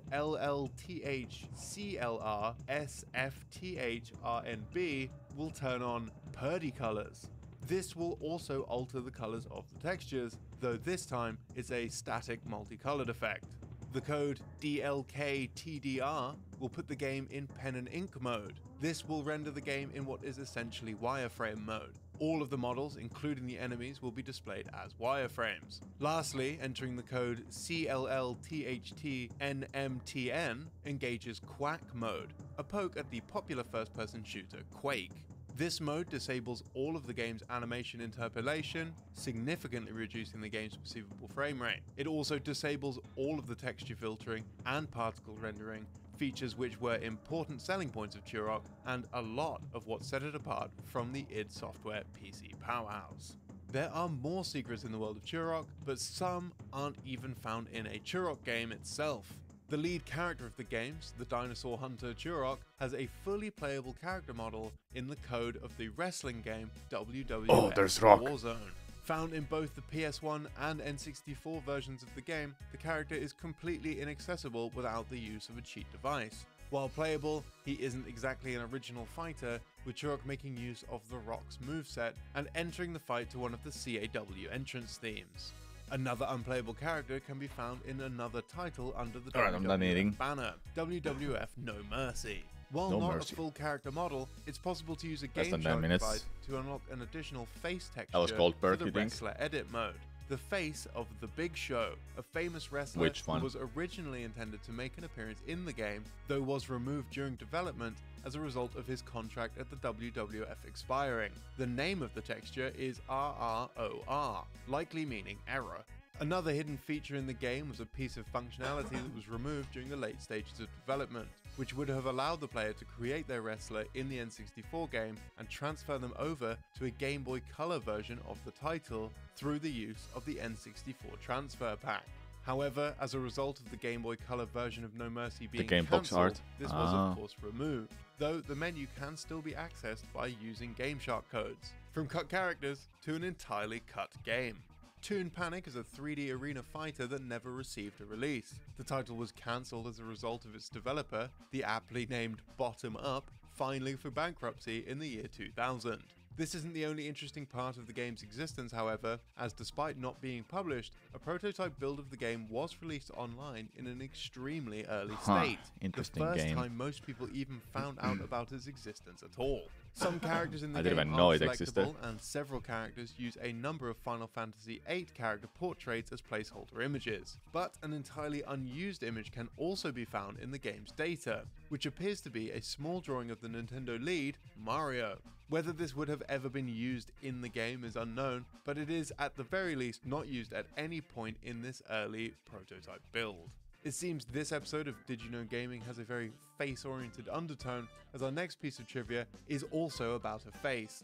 Naturally, with the advent of 3D graphics and 3D worlds, the prospect of soaring through the skies was one that many wanted to realize. Pilot Wing 64 took this idea and ran with it, or flew with it rather. Mount Rushmore. The unusual cult classic, of course, has its own little secrets and Easter eggs. Pilot Wing it's already 64. well known that it's possible to fly into the mountains, where Mario's head can be found in a similar vein to Mount Rushmore. Shooting at this head a few times will change its appearance from Mario to Wario. But this isn't the only face which can be found hidden in the game. One made all the more difficult to see, as it was removed from international localizations of the game. Inside a cave found on Everfrost Island, it's possible to find a rock with a somewhat familiar pattern. While it's not known whether this is intentional or not, the rock has what appears to be the face of Jesus Christ as seen on the Turin. Oh, now I see it. I saw it a little differently. Which bears the negative image of a man let me show you. While it's not found hidden in the game, one made all the more difficult to see here, watch. as it was I was removed from. I was looking at this spot. I was looking at this spot on the rock, not this spot over here. Now you see the face. Now you can't unsee that anymore. I was looking at this spot here, but it's actually on the top of that rock. National localizations of the game. Inside a cave found on Everfrost Island, it's possible to find a rock with a somewhat familiar pattern. While it's not known whether this is intentional or not, the rock has what appears to be the face of Jesus Christ as seen on the Turin Shroud. That reminds me of some... I don't remember what the show was called, but it was something about tattoos. I personally don't care about tattoos. I don't have one. But there was this woman who saw like a picture, was like a saw like a face of Jesus on a bread, and she wanted to get a tattoo of that. I was like, what? Why do you want a tattoo of a freaking bread that has a Jesus face? But yeah, that's what I saw, and that's what it reminded me of. Man believed to be Jesus Christ. As we said, regardless of whether this is intentional or an unfortunate coincidence, it was ultimately removed from international release. From the face of Jesus Christ to the face of a clock. Like the clock at the center of the plot of Majora's Mask, a story about the passage of time and the passage of the Didn't she sell it for a lot of money on eBay? Link. No. In an article found in the September 2000 issue of Nintendo Power, the writer for the game's English language script, Jason Leung, claimed that the South Clocktown business scrub's allusion to his work keeping him away from his wife was actually an intentional nod from the developers at Nintendo of Japan about their own tribulations during the production of the title. Some of these tribulations were likely in trying to create such a massive adventure with limited console resources. The N64 isn't exactly a powerhouse. And a result of this can actually be seen with the lag spike that occurs during the Giants cutscene. When the game was released on the Nintendo Switch, a conscious effort was made to replicate this lag spike intentionally in how the game is emulated. This lag spike was introduced to simulate the N64's own stuttering performance. As if it had not simulated, an error occurs in the scene in which the cutscene will finish before the background music has had a chance to catch up. This error actually happens in the Wii and Wii U Virtual Console versions of Majora's Mask, which didn't bother to emulate the lagging. The lag ultimately extends the scene by about 8 seconds, which you might not notice if you're not some sort of speedrunner. Nothing says this is a Nintendo video quite like Mario. That's right, Mario is a Nintendo series, and a game in that series is Super Mario 64. Mario 64 practically sold the console alone, with the tender love and care that went into the title being abundant. But there was so much love that some of it went unused. Leftover code in the game's data reveals that there was considerable effort put into the tiny role of Mips the Rabbit, who only appears once throughout the entirety of the game's original release. The unused code relates to the player throwing Mips, with a unique animation of him falling onto the floor and then getting back up. In the final game, this animation isn't ever seen, with Mario carefully setting Mips down without being able to throw him at all. Wow. During development, Mips was also a completely different color, being pink instead of yellow. This stage of Mips also had another unique ability, with his head being able to turn a full 180 degrees, in a similar fashion to an owl, so that he would have been able to visibly see Mario as he approached from behind. Other changes from early versions of the game can also be found, such as a secret alcove located in Womp's Fortress, which in the final game contains a 1-up mushroom. This well-hidden secret was originally not supposed to reward the player with an additional life, but rather a power star. It's believed that this was changed due to the obscurity of its location, as it would have been pretty unlikely for players to stumble upon it, and may have left many frustrated that they couldn't find all 120 stars. Now these next few facts are the all-new ones we talked about at the start of this video, and they're a bit risque. 1080 Snowboarding was a pretty solid game, and was sort of like Nintendo's SSX, but years before SSX even existed. It's similarly oozing with style, as well as some pretty hip and edgy content for a Nintendo game, but it seems Nintendo's developers in Japan took it a little bit too far during development, and 2 phrases of a sexual nature had to be cut after Nintendo staff in America got a chance to sample the game. We talked to a former Nintendo localizer and graphic designer, Jim Warnell, about his experience bringing the game to the West, who told us, the quirks I came across in 1080 were all audio quirks, and they were things that wouldn't pass ESRB standards at least 24 years ago. I remember on the character select screen, just 2 minutes left, with the music playing, there was an audio of a woman in the background saying, give it to me good. Don't want your bad luck, baby. So they had to remove that. As for the second phrase of a sexual nature, Jim told us that in one of the races there was some audio that triggered as the player crossed a bridge, and it sounded a lot like the announcer was repeating what sounded like the word homosexuality, just over and over and over again. Jim heavily emphasized that he didn't know if the announcer was actually saying homosexuality, but they weren't taking any chances and had to ask Nintendo's developers in Japan to take it out. But we've yet to say what Nintendo's Japanese developers' biggest blunder was. There's a character in the game called Dion Blaster, who's a black man from the UK. His name is only Dion Blaster because Nintendo of America had to ask Nintendo to change his name. What was it originally, you ask? Leroy Blackman. It was changed for, quote, obvious reasons. Another N64 classic is Star Fox 64, or Lilac Wars as it was known in our neck of the woods. That one I If the knew. player takes the game's hard path to go to Planet Aquas and complete the level, Peppy will say, Slippy's not such a screw-up after all. And then Slippy will rebut with, thanks a lot, Peppy. But Slippy's clapback was originally a lot harsher, with him saying, bite me, old man. This line was written by Nintendo of America, recorded in English, implemented into the game, but later removed. This fact again comes from Jim Warnell, who told us that he went on a business trip to Japan during localization, and when he came back to the States, the line was just gone. Apparently, someone else at NOA thought it was a bit much.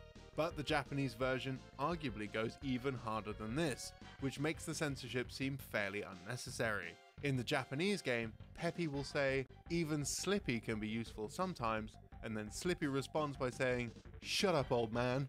After telling us about this story, Jim left us with another cool little tidbit. Fox McCloud's signature at the end of Star Fox 64 was written by Jim himself. Oh. Did you also know there's That's about 30 really Pokemon nice. games that never came to the West? To see what But there's some things that have changed so much. Like, they were definitely careful about the LGBT stuff back in the day and such. So they wouldn't run into those issues. I can't say much about it because I don't understand it much, but gotta be careful with that topic. Extremely careful. What do you say about, or what do you say? I don't know. I don't know much about that, but for obvious reasons why they removed that name, yeah, that's pretty racist.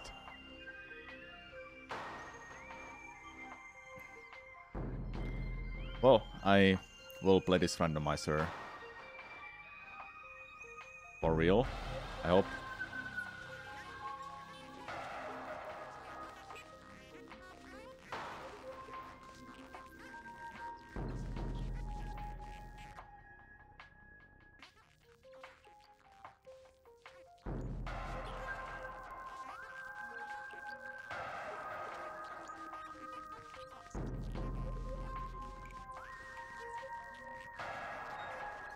Alright, chat, this is YouTube focused content.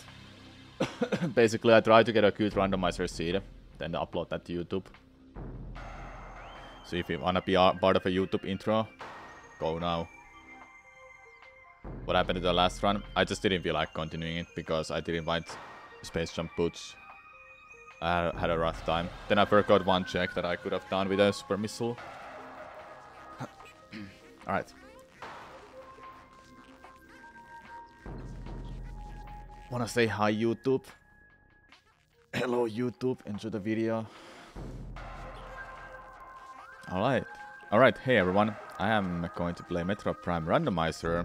If you don't know what is a randomizer, basically items are shuffled between each other, such as some missile location will give me an artifact. Let's say like a wave beam will be a thermal visor, and so on. My objective is to collect all 12 artifacts on all the necessary items, upgrades that I need to beat the game.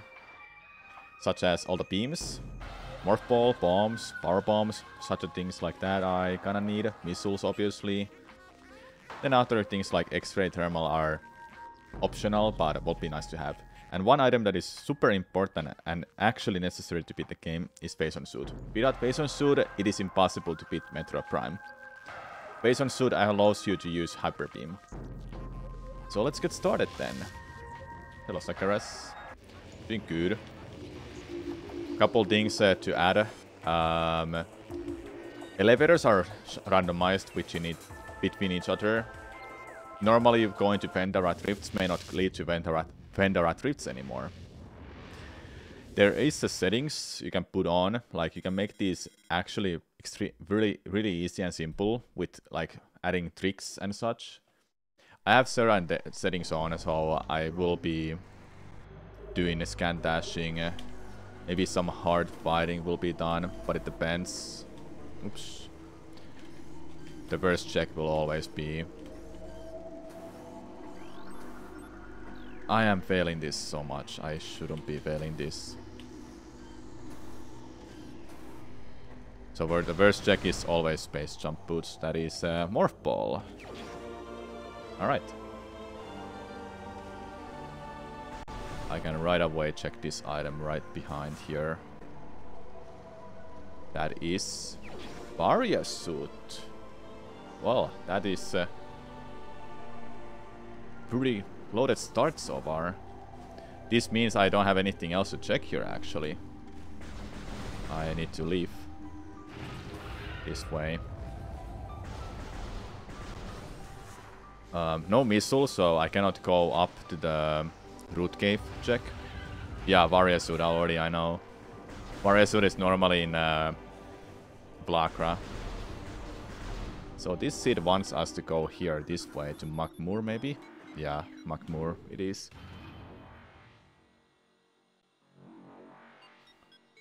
Well, time to see what we can do.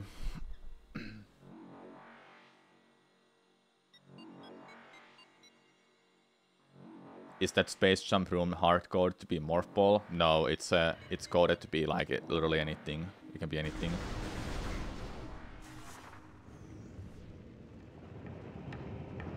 Like any progression item, I believe.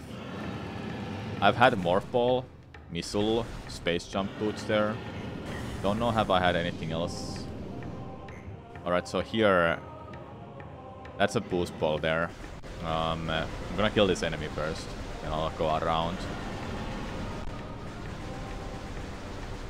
Because this seed is gonna make me to go to that one room that has a missile miss E-tag normally, I think. I have to run all the way there now. It's kinda annoying, I must say. Yeah, very lucky for those two items. What is that check? That's a missile. Okay, I don't have to worry about that.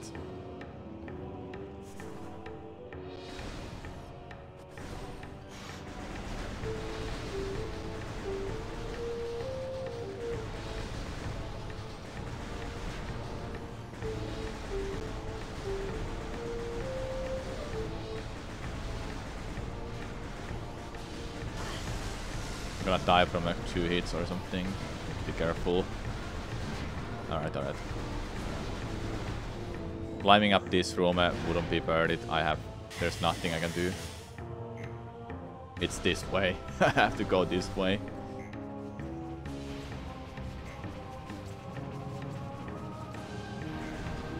All the way to this one room over here.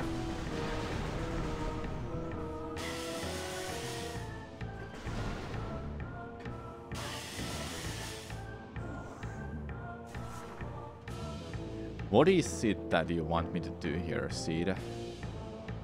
This is the first kind of seed I've gotten that it makes me to go all the way over here. Yeah, Makmur drums are pretty sick.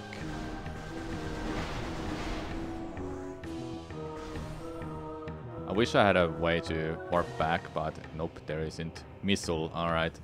With missile I have to head back. My god, man, this amount of backtracking is annoying. This seed made me to backtrack back to the... for the miss. To open some doors. Nope. No, no, no, no, no. If there was a save point, I will just save for back to the beginning, which you can do. There's a setting you can... This randomizer lets you warp back to the beginning from a save point. I'm gonna check that quickly. What is that? Wave Buster, I think. Yep, it's Wave Buster. More time spent with vibing with the music, the better. Yeah. But harder for me. This amount of backtracking is something I'm I haven't seen before in my seats.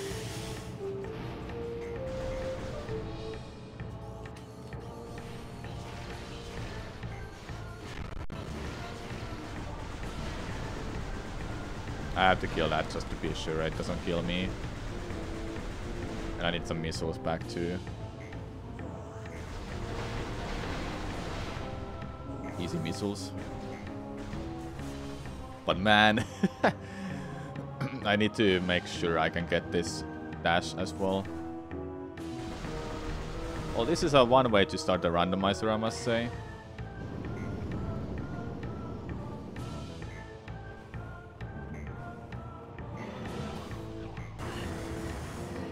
Alright, that was an easy dash, but didn't want to take too much damage because I have no E-tanks. This also damages me. Okay, it didn't. Sometimes it attacks right away. Alright, we're back.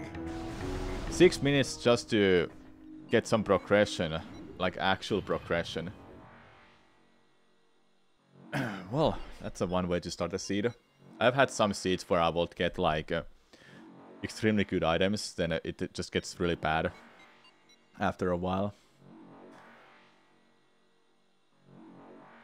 I even found all the beams within less than 30 minutes one time, or 20 minutes maybe. Alright, the first things first, I'm checking Frigate crash site. Then I'll go check what is in Artifact Temple and hints for artifact. There are hints you can get for artifacts. Either turn them off, on or off, or off. Well, there's 3 settings. Turning them on, it tells you exactly where they are, what room and what area. Or you can turn them off, that it tells you the area but not the room name. And turning them off. There's a Vason suit hint as well, which I have turned on in a way that it tells me the area but not the room name, which I like the most. Gives a little bit of mystery that what do I need to get there. Power bomb expansion, I'll grab it.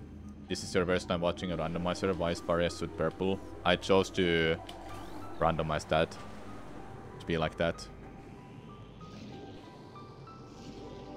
Oh, that's a really easy jump actually.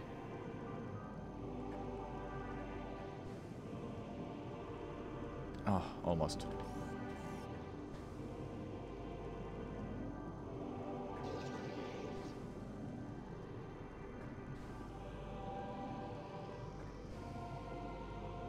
Come on, make it. There we go. Alright, good to know that how to do that. That's expansion, not the actual power bomb. Thanks for JRB for saying that earlier today you can do that. Okay, Artifact Temple. So I said I can get crap hints and they can be really good. Being able to get to Impact Crater to grab the hint for Vason suit can be really good. Or I just find Vason suit on a way. I really like it. I really like that.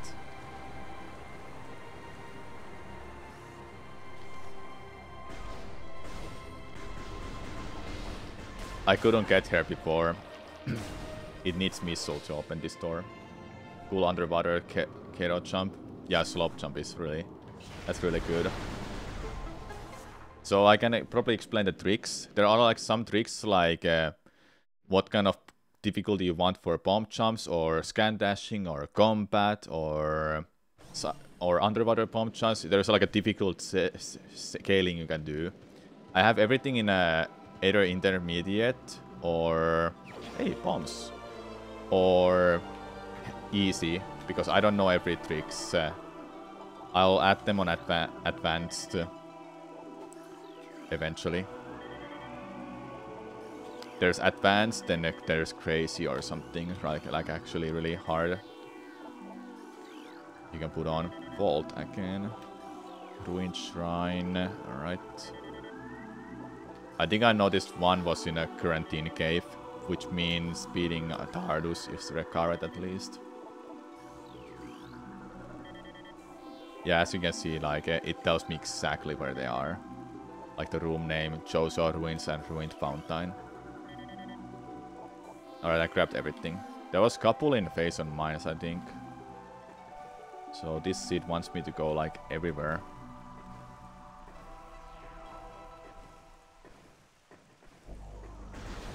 Okay then. Got bombs, so there are some new checks in Makmur I can do.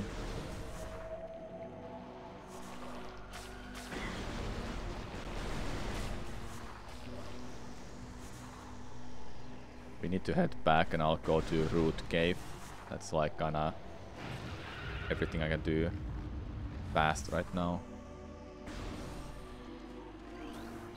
I also get to see what is this one item and the elevator.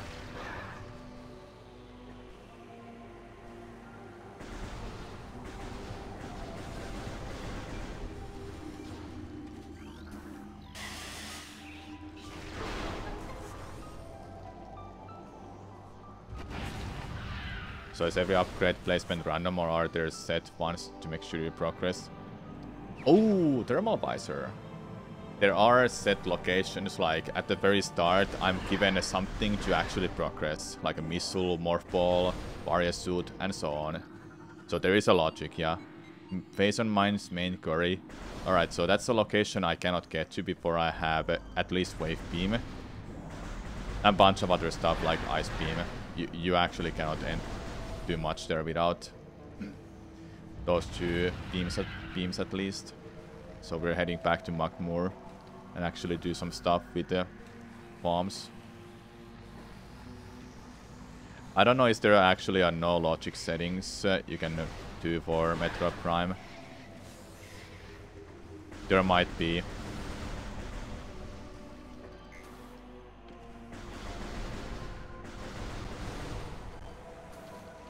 I think no logic would expect you to know every ball crawl or out of bounds setup.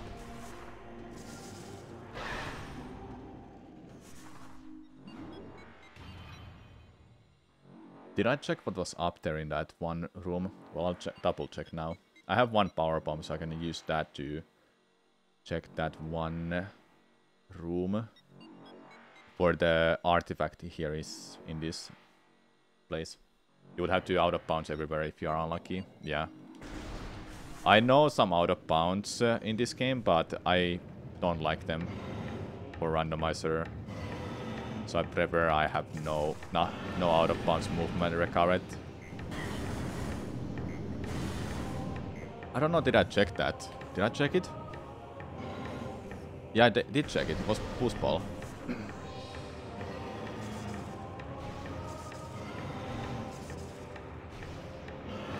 Just for the convenient thing, there's a setting that you can duplicate items, these equipments.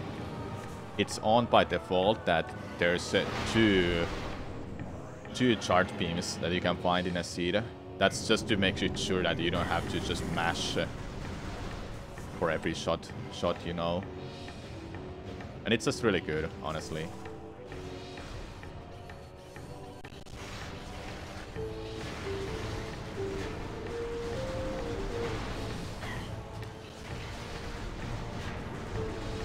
Okay, so this room I have 3 checks technically to do, actually. I'll check them all. The elevator that I should go to first, actually.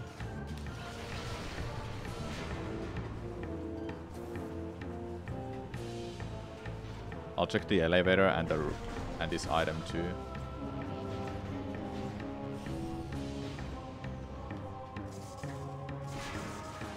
This is normally an E-tank. Oh. Well, look at that. Wave beam. This will lead to Vendara. But that's still an overworld. I can't do anything there without ice beam. That is nearby X-ray. Where X-ray is normally, I mean.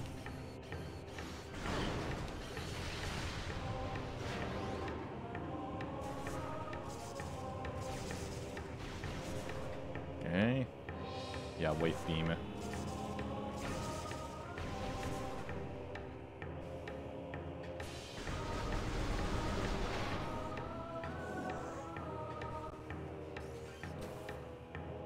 Alright, this will be 2 checks.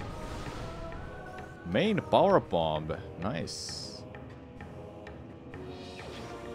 Now I have a lot more power bombs to use. Please get up there.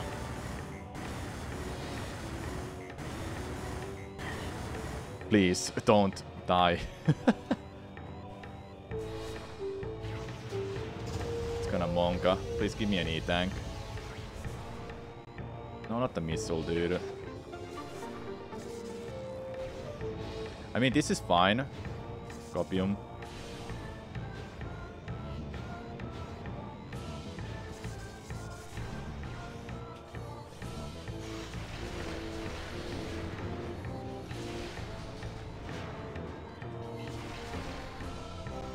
Okay, okay, we're fine. Please give me health. Just give me health. Okay, we have some health.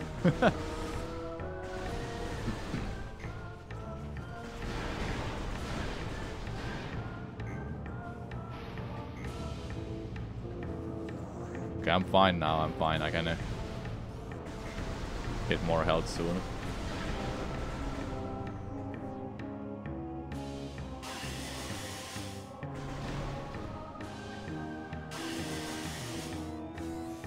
God, man. I would like some health, please. Okay, I'm gonna go this way.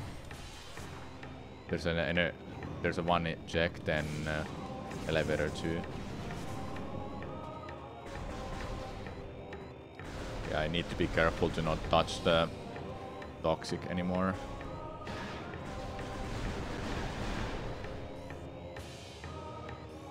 Any energy? There's some energy. Nice. Yeah, stuff like this can be added in a settings that do you want it to be hard to like move around, go some places and such.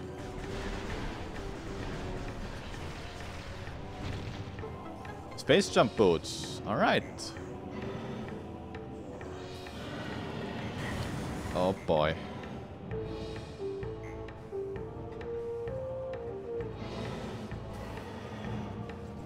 Alright.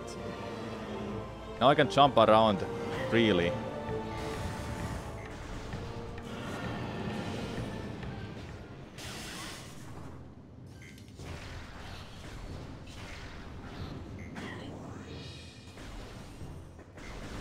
This is fine. This is good. Getting a space jump boot is so good. I'll save. I'll check the elevator, then I'll warp back if this is not good. I imagine it is good because I don't know where else to go actually. I have wave beam, but wave beam doesn't give me an access to go that many places. Like invasion mines, I can't do anything actually without ice beam. Need that at least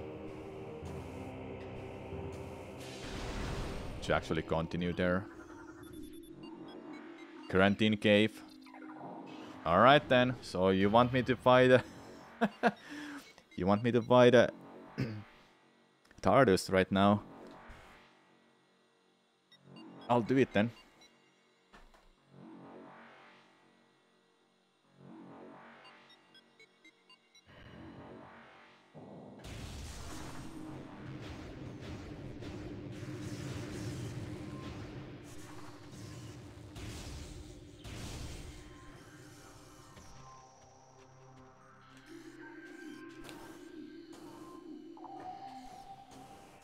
This could be something good. More power bomb. Okay. This Stardust fight, it is a check. It's a artifact. I have to beat it.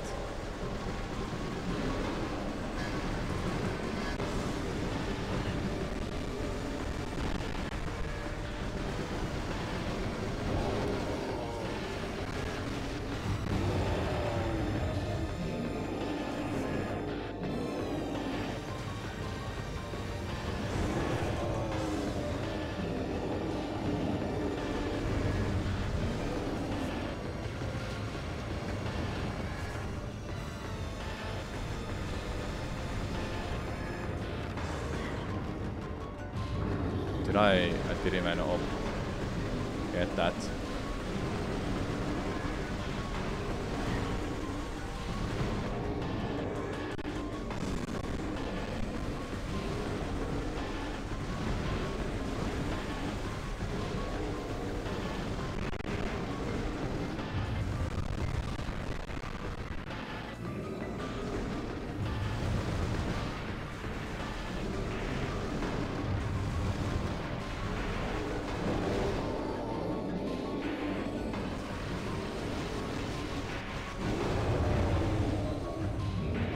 Alright, well that made it this is hard to fight without the charge beam.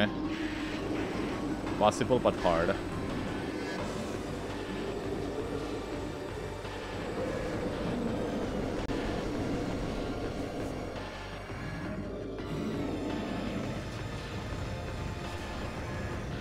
Oh my god, really? It missed that.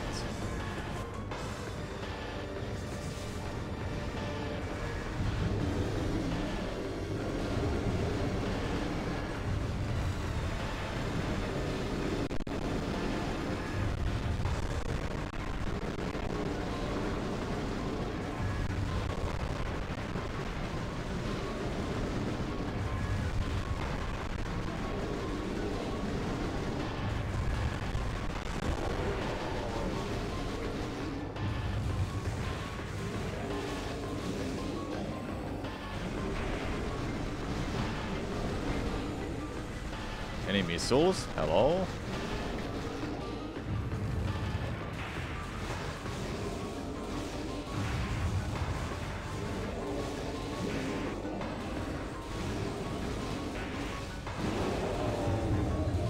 No missiles. Rip.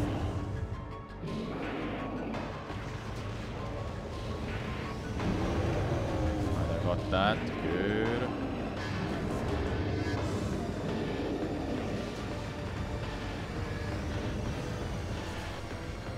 Didn't even break that. Rip. I have one power bomb. I wanna use it for the last one. Or maybe save it even.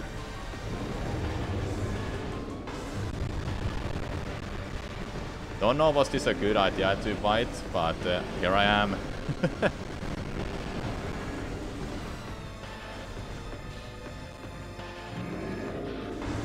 can't get that rip. Where's the hitbox of that?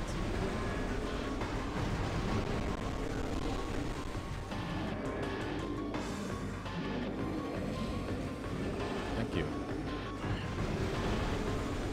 Any missiles, please? This fight is so dumb without the... Oh, I have thermal visor, by the way. I don't usually have thermal visor here.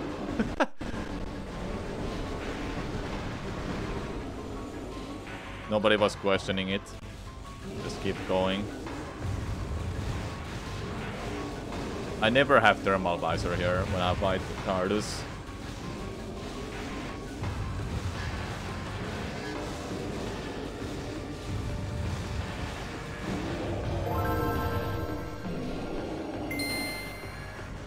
Nice.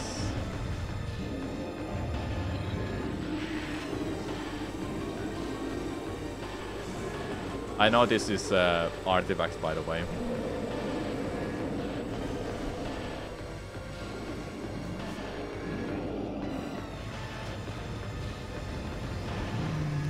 And there it is.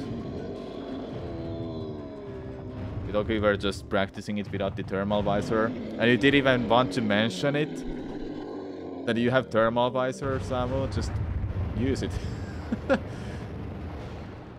Alright.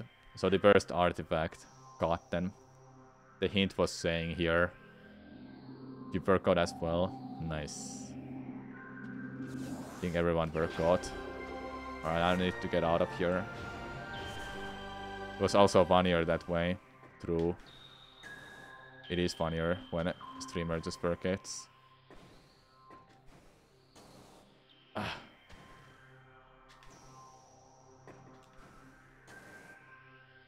Need to jump a little bit later.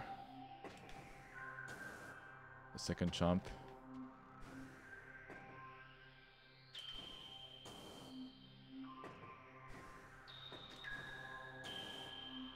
Almost.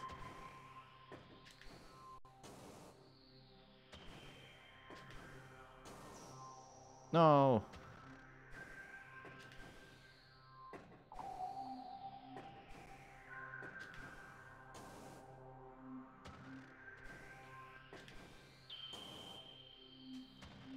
I don't know how I learned this actually.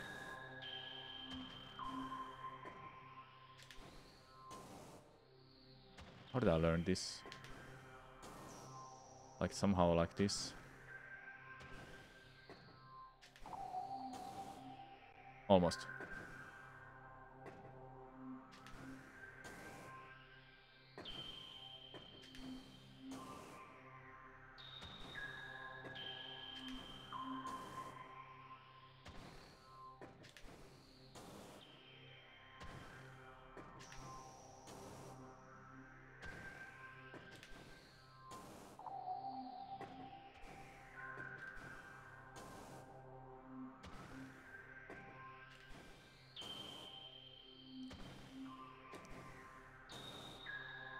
This jump is still so bad for me. So close.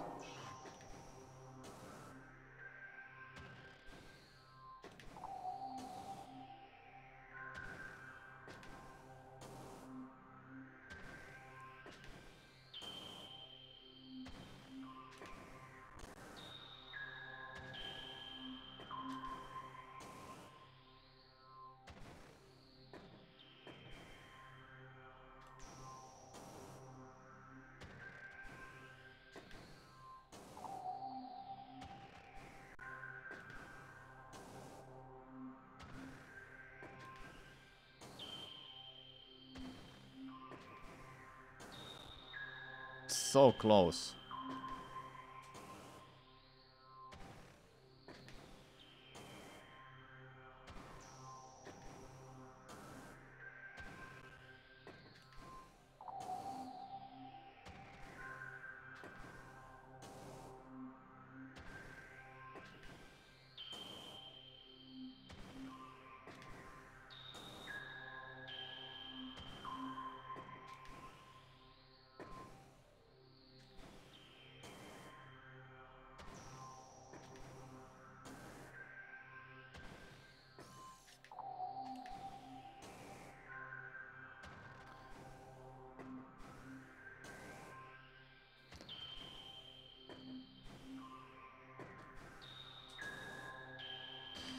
I don't like this jump, but I learned it a while ago.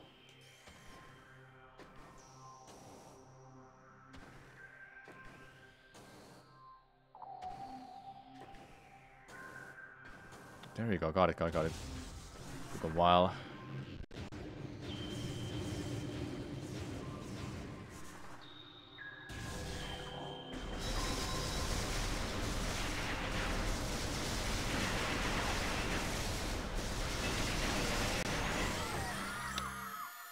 Wow.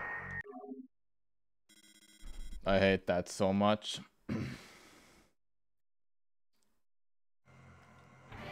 Now I don't wanna beat that anymore. Like if I had missiles, that would have been too easy. I'm checking a spoiler log. I don't wanna continue this. Where was charge beam? Okay, I see 2 of them. Grapple was in a base on mines. Gravity suit was in a Joso Ruins main plaza. RIP. Its beam was in a Ruins nursery. I would have got that. Wave beam I got, but where's plasma? Next X-ray was in a shorelines. Orange suit I got. Super missile in elite quarters. Really? Spider ball main curry. Plasma was in Vendara Drifts. Man, I would have had like got plasma beam actually. When I look at it. Oh well. No can do, but I don't wanna continue that. That was just rough. I should have probably used a wave beam. That might have killed them faster. But no can do. I didn't quite like the seed anyway because I had to do that fight. I would like to continue this, but I'm actually hunting for a good randomizer seed that I can upload to YouTube. That's why I'm ending these randos really fast if I die or something, or I just don't like the seed and such. Well, I was asked to play Metroid Prime 2D, so I might be playing that. Is Genku here still? No, he's not. RIP.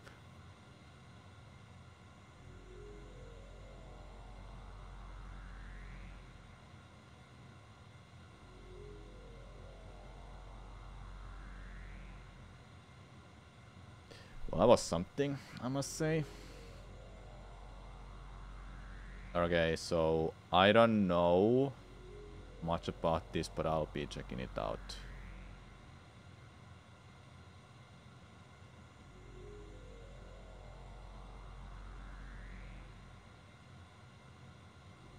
What should I use as a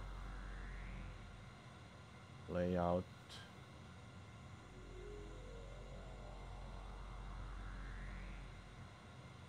Where did I save this, by the way?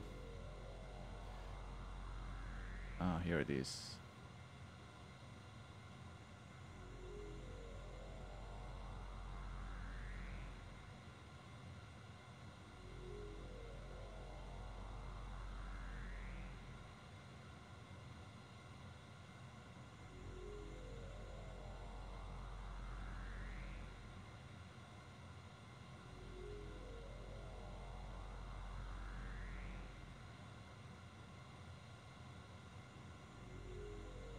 Sorry about that.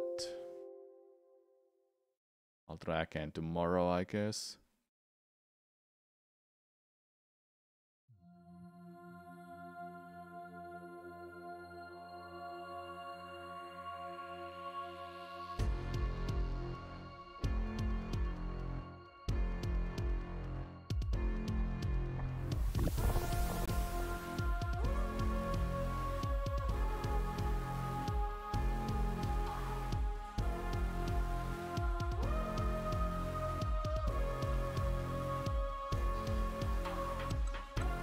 I'll be using a keyboard and mouse, if there's mouse use.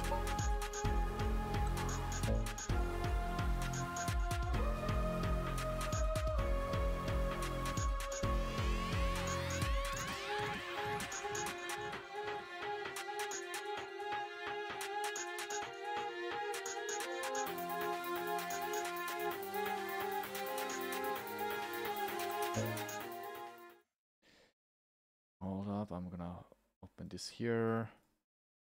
So I'll be playing Metroid Prime 2D. This is apparently a fan project. Only a demo is available. I'm gonna put it a little lower. How is this volume? Can you hear me? Well.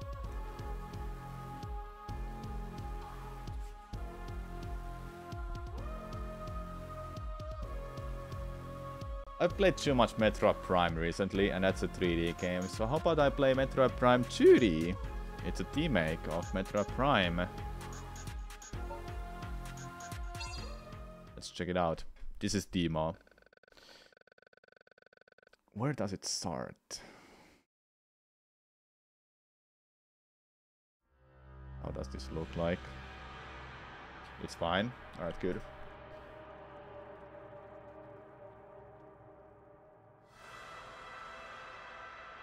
Might start from Brigate.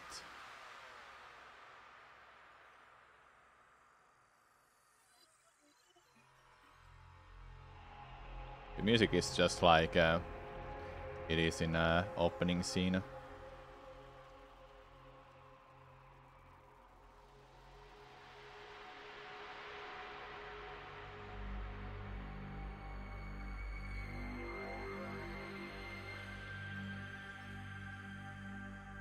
Oh, I like that. What is that called? That stream in a space.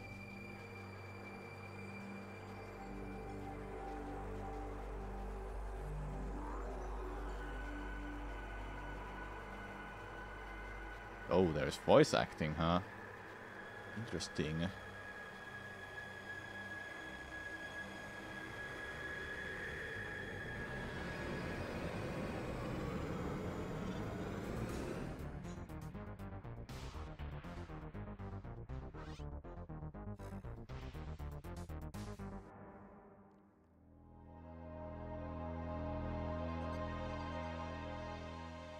Looks really nice. Actually looks really nice.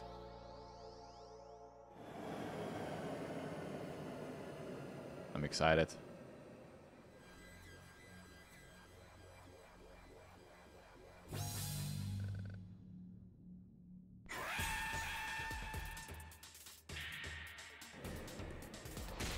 Okay, so no Frigate, it's just cast straight to Talon 4. Alright.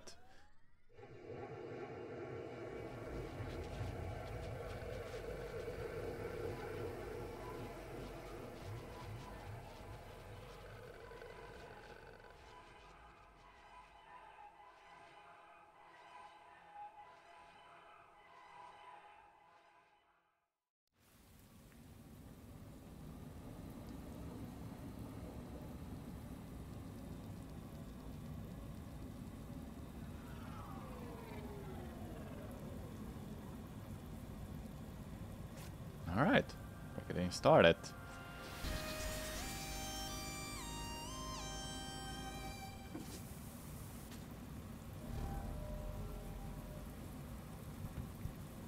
Okay, keyboard and mouse. That's what I will be playing on.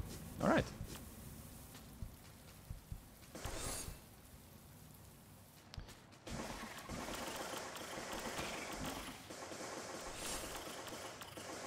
It looks really good, honestly. Looks really nice.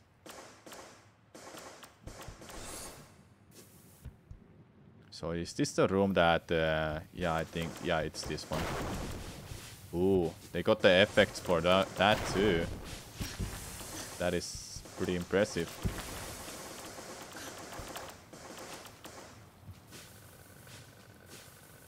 No wall jumping, I guess. Already got that. Okay. No morph ball. This game looks sexy. It looks really nice, though, I might say. Scanning. So that's how you do scanning. Ooh. I see. Pressing Q. You scan like that, yeah. Okay, nothing in the left side. Maybe I can actually climb up that, but let me check the right side first.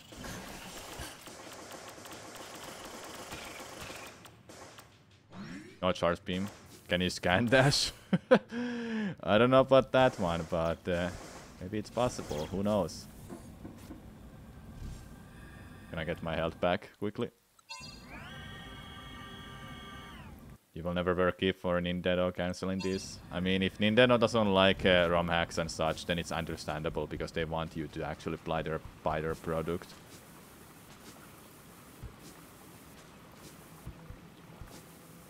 But it's unfortunate. That's the case.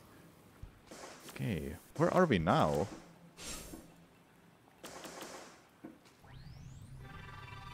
What is this? Map station. Okay. It's not... I think nothing is loaded here. Or active right now. I should probably activate something.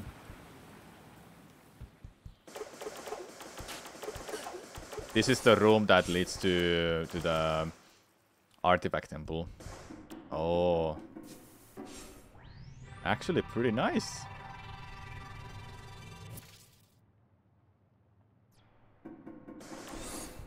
If Nintendo would let us buy their games. What do you mean by let us? You can actually buy them. Okay, there is fall jump. Ah, nice. Let's see. Getting the first part of an artifact, I assume. Yep.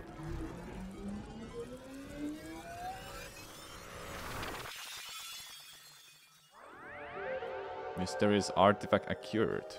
Alright. 12 artifacts are needed to activate this temple. Yep. So there is ledge grabbing. Alright. Yeah, power grip, it says. I just got it. Anything here? Where will this lead to, actually? That's blocked. Missile. No, it needs a missile.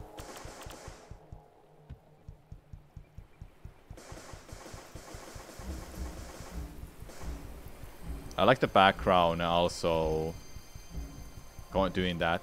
That's really cool. It is honestly unfortunate Nintendo took this down. But like I said, it's understandable. They did the same thing with another Metroid 2 remake because they made a Samus Returns themselves.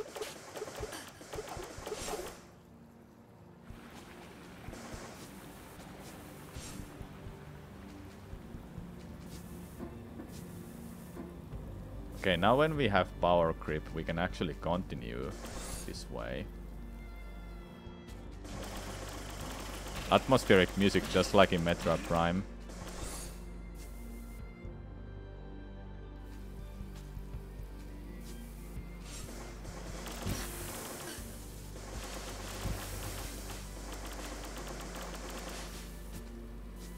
This is gonna lead to Chozo Ruins, I assume.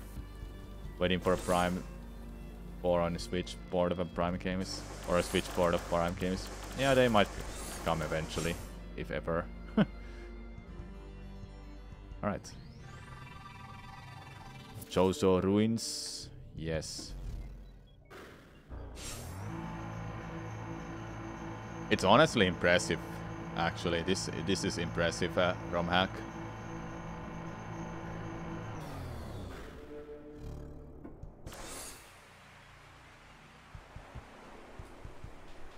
Let's see anything. Alright, there we go.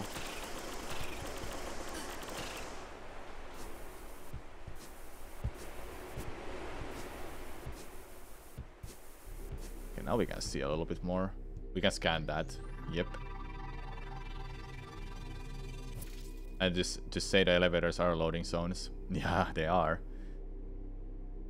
Got some info on that.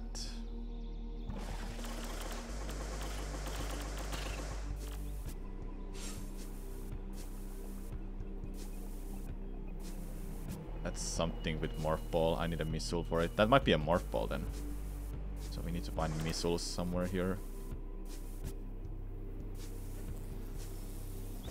Ah, enemies are coming out of that like that, huh? Alright. Oh, those are those things. They close the eye when you shoot them. You can kill them by using a charge beam. Or it's a boost. Yeah, it can be a boost too. It's possible that they didn't fully follow the same path like Metroid Prime did.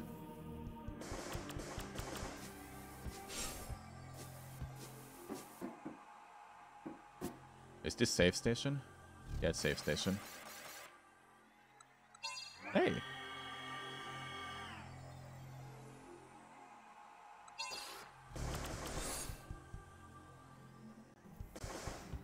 I think this is the path that will lead to the missile, the first missile.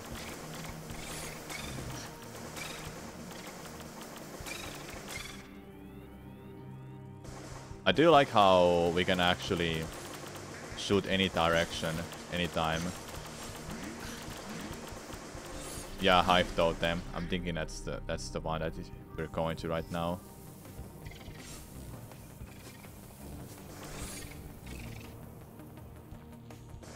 Yeah, we're heading to Hive Totem right now.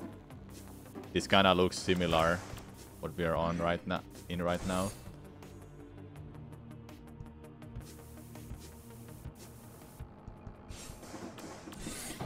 Yep. Oh boy. Just like in the Metroid Prime. How about the music?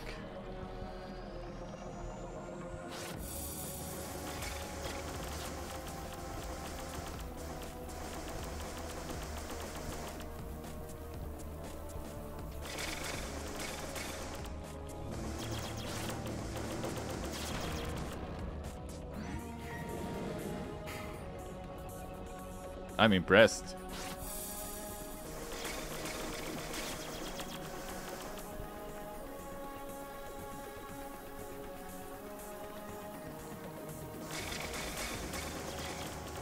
So they attack that way. That's a little different. One more.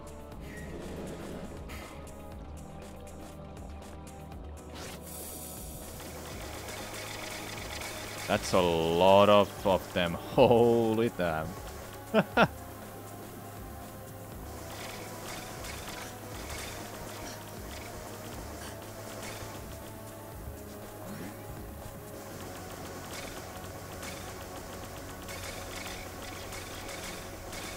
That reminds of Castlevania. Medusa heads.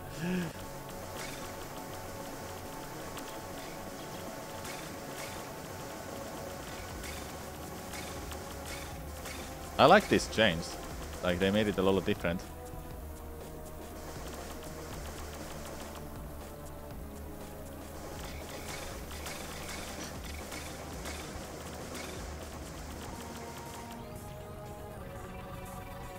Can barely scan them.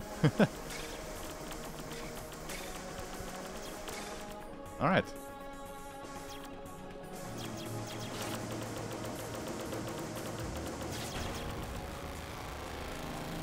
Very nice. Reminds you of Contra.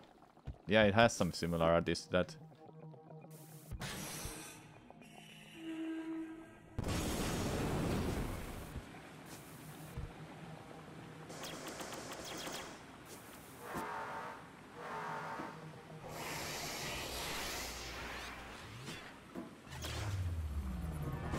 Seriously?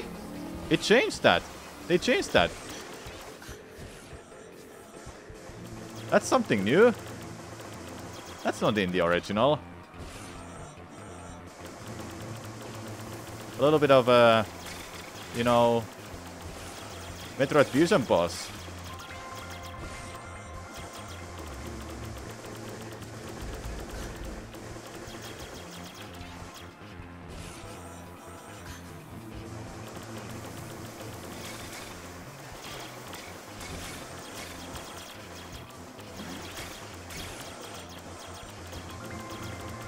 Really nice surprise, I must say.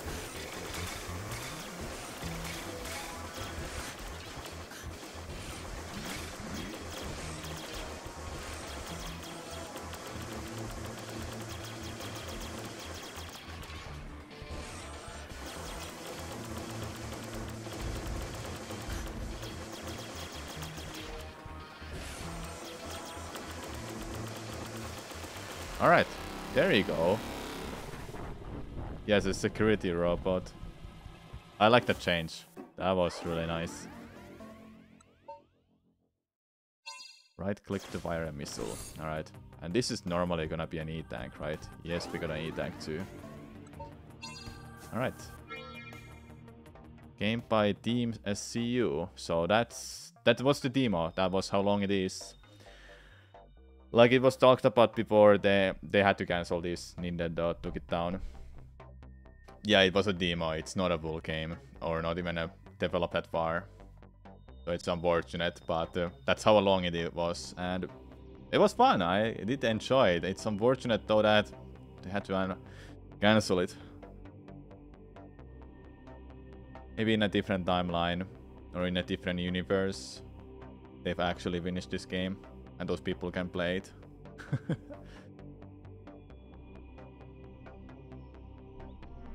But I hope you enjoyed it though. Thank you for watching. Man, I wish this was longer though. Wish it was longer. So unfortunate. Another Metroid 2 remake I wouldn't wanna play on stream, I think, even though it's a full game. Imagine if Nintendo would have instead licensed these guys to finish it. That would have been amazing, honestly. It would have been so good.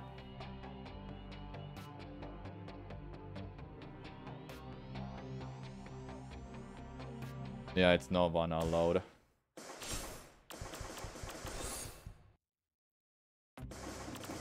Let's see, can I actually continue anything here? Or was that actually all? There might be some little things that I can do, but we'll see.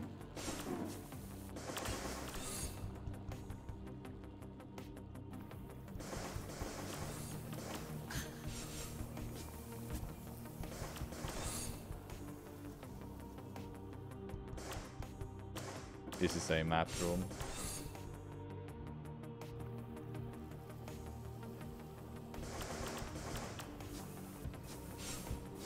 Ah, they made it on purpose so they get it shut down. Why would they would have wanted to do that? That's strange.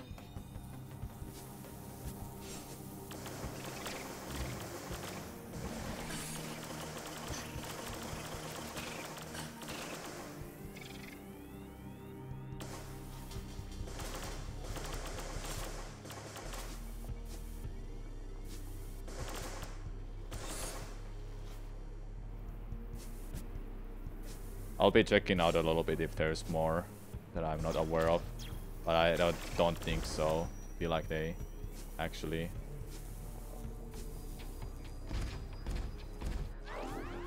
Hey, well, we got more morph balls, so I can do some stuff.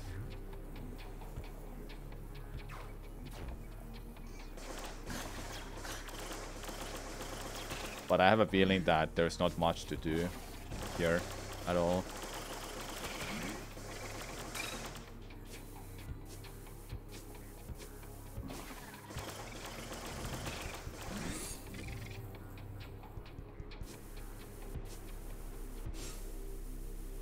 Yeah, looks like there's no more, honestly. Like, I just got a morph ball. I cannot go any more up. Those doors are locked. Then get into the other stats.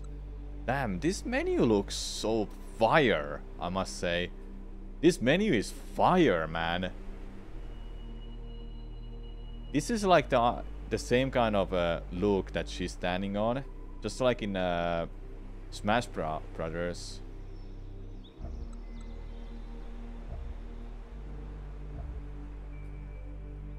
Area explored 94.9%. Yeah. There's no more to collect, to do.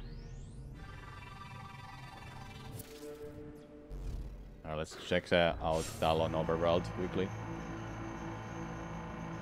There was no reason they couldn't have just waited like the Another Metroid 2 remake guys. Another Metroid 2 remake guys to finish it before showing anything. At least that's what several people talked. Yeah. Might be the same. Explored. Well, let's explore a little bit here.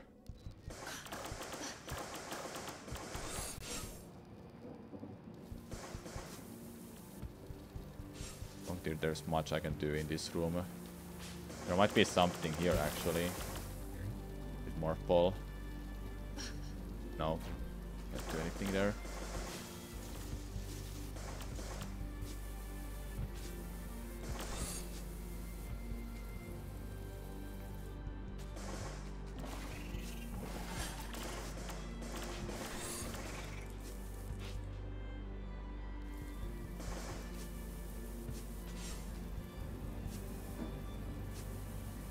Yeah, so I don't think there's more to check, actually. Doesn't seem like it. But it's a really well made demo.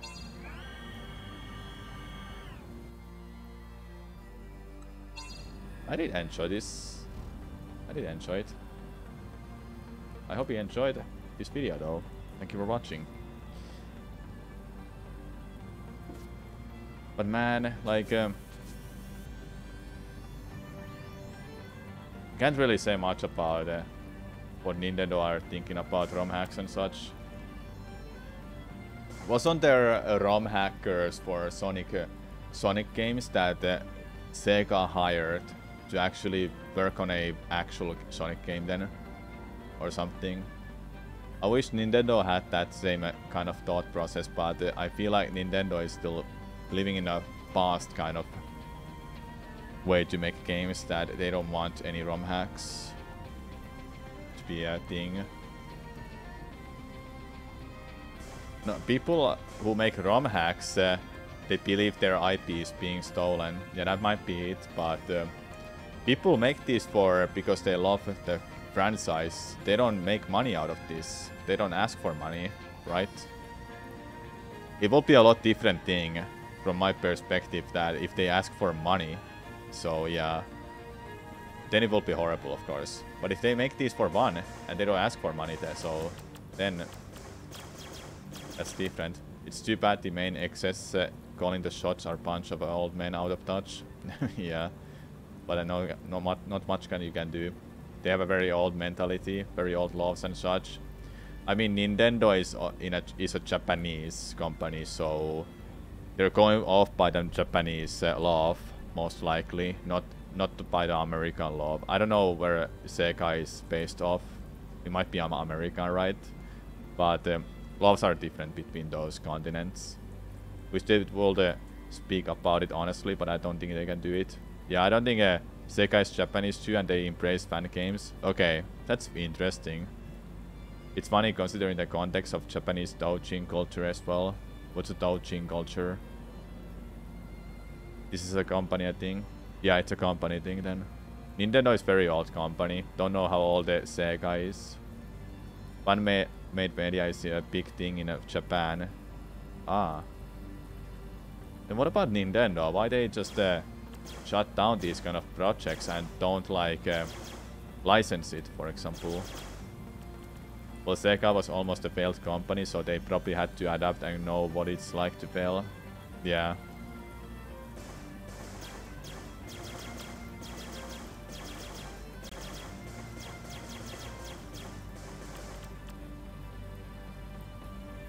Oh, there was not much to show.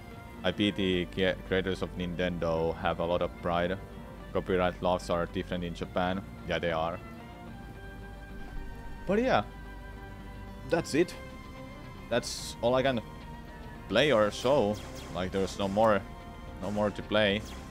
And I don't know how Twitch will look at it like, oh, you played this game and that was taken down, I'm gonna ban your account. Hopefully that was not gonna happen. Now when I said that. Bans for the sole purpose of having fun. That's what the purpose they made this. Nintendo is the polar opposite of Sega. They see themselves as too valuable to let anyone work on their IPs, regardless of how good the fan game is. Yep. I see. Oh, that was Prime 2D. I hope you liked it. I think I actually will stop here. It was a lot shorter stream than I anticipated. Is that the right word that I'm looking for? Yeah, it was a lot shorter stream than I anticipated, but it's fine. I will be back tomorrow as usual. This is the upside of that Nintendo, but I bet Nintendo is scared of downside of people using their IP. Yeah, it might be. One of the most successful Sonic games was Sonic Mania, and that was a fan game that was turned official. Yeah, okay, that's what it was. Sonic Mania was fan-made game, then they made it official. Yep, thought so. Alright, so I'll be done. Like I said, I hope you enjoyed the stream. I'll see you tomorrow. Actually, no, I won't stream tomorrow because next week I will stream. I will be working the whole week. I usually work Monday, Wednesday, Friday, but tomorrow onwards to Friday, I will work every day, Monday to Friday. So streams will be happening on Tuesday and Thursday at least. I don't promise any streams on Monday because I might be really tired after work. We'll see, but I doubt. Just expect a stream on Tuesday, not on Monday, okay? Tuesday and Thursday. But yeah, have a good rest of the day, everyone. I'll see if there's anyone to raid this hour.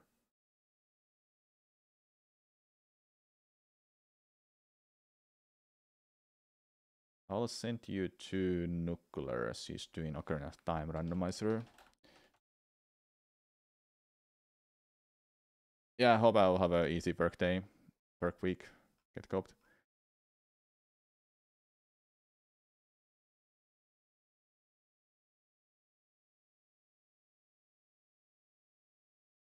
All right. I'll see you most likely on Tuesday. Bye-bye.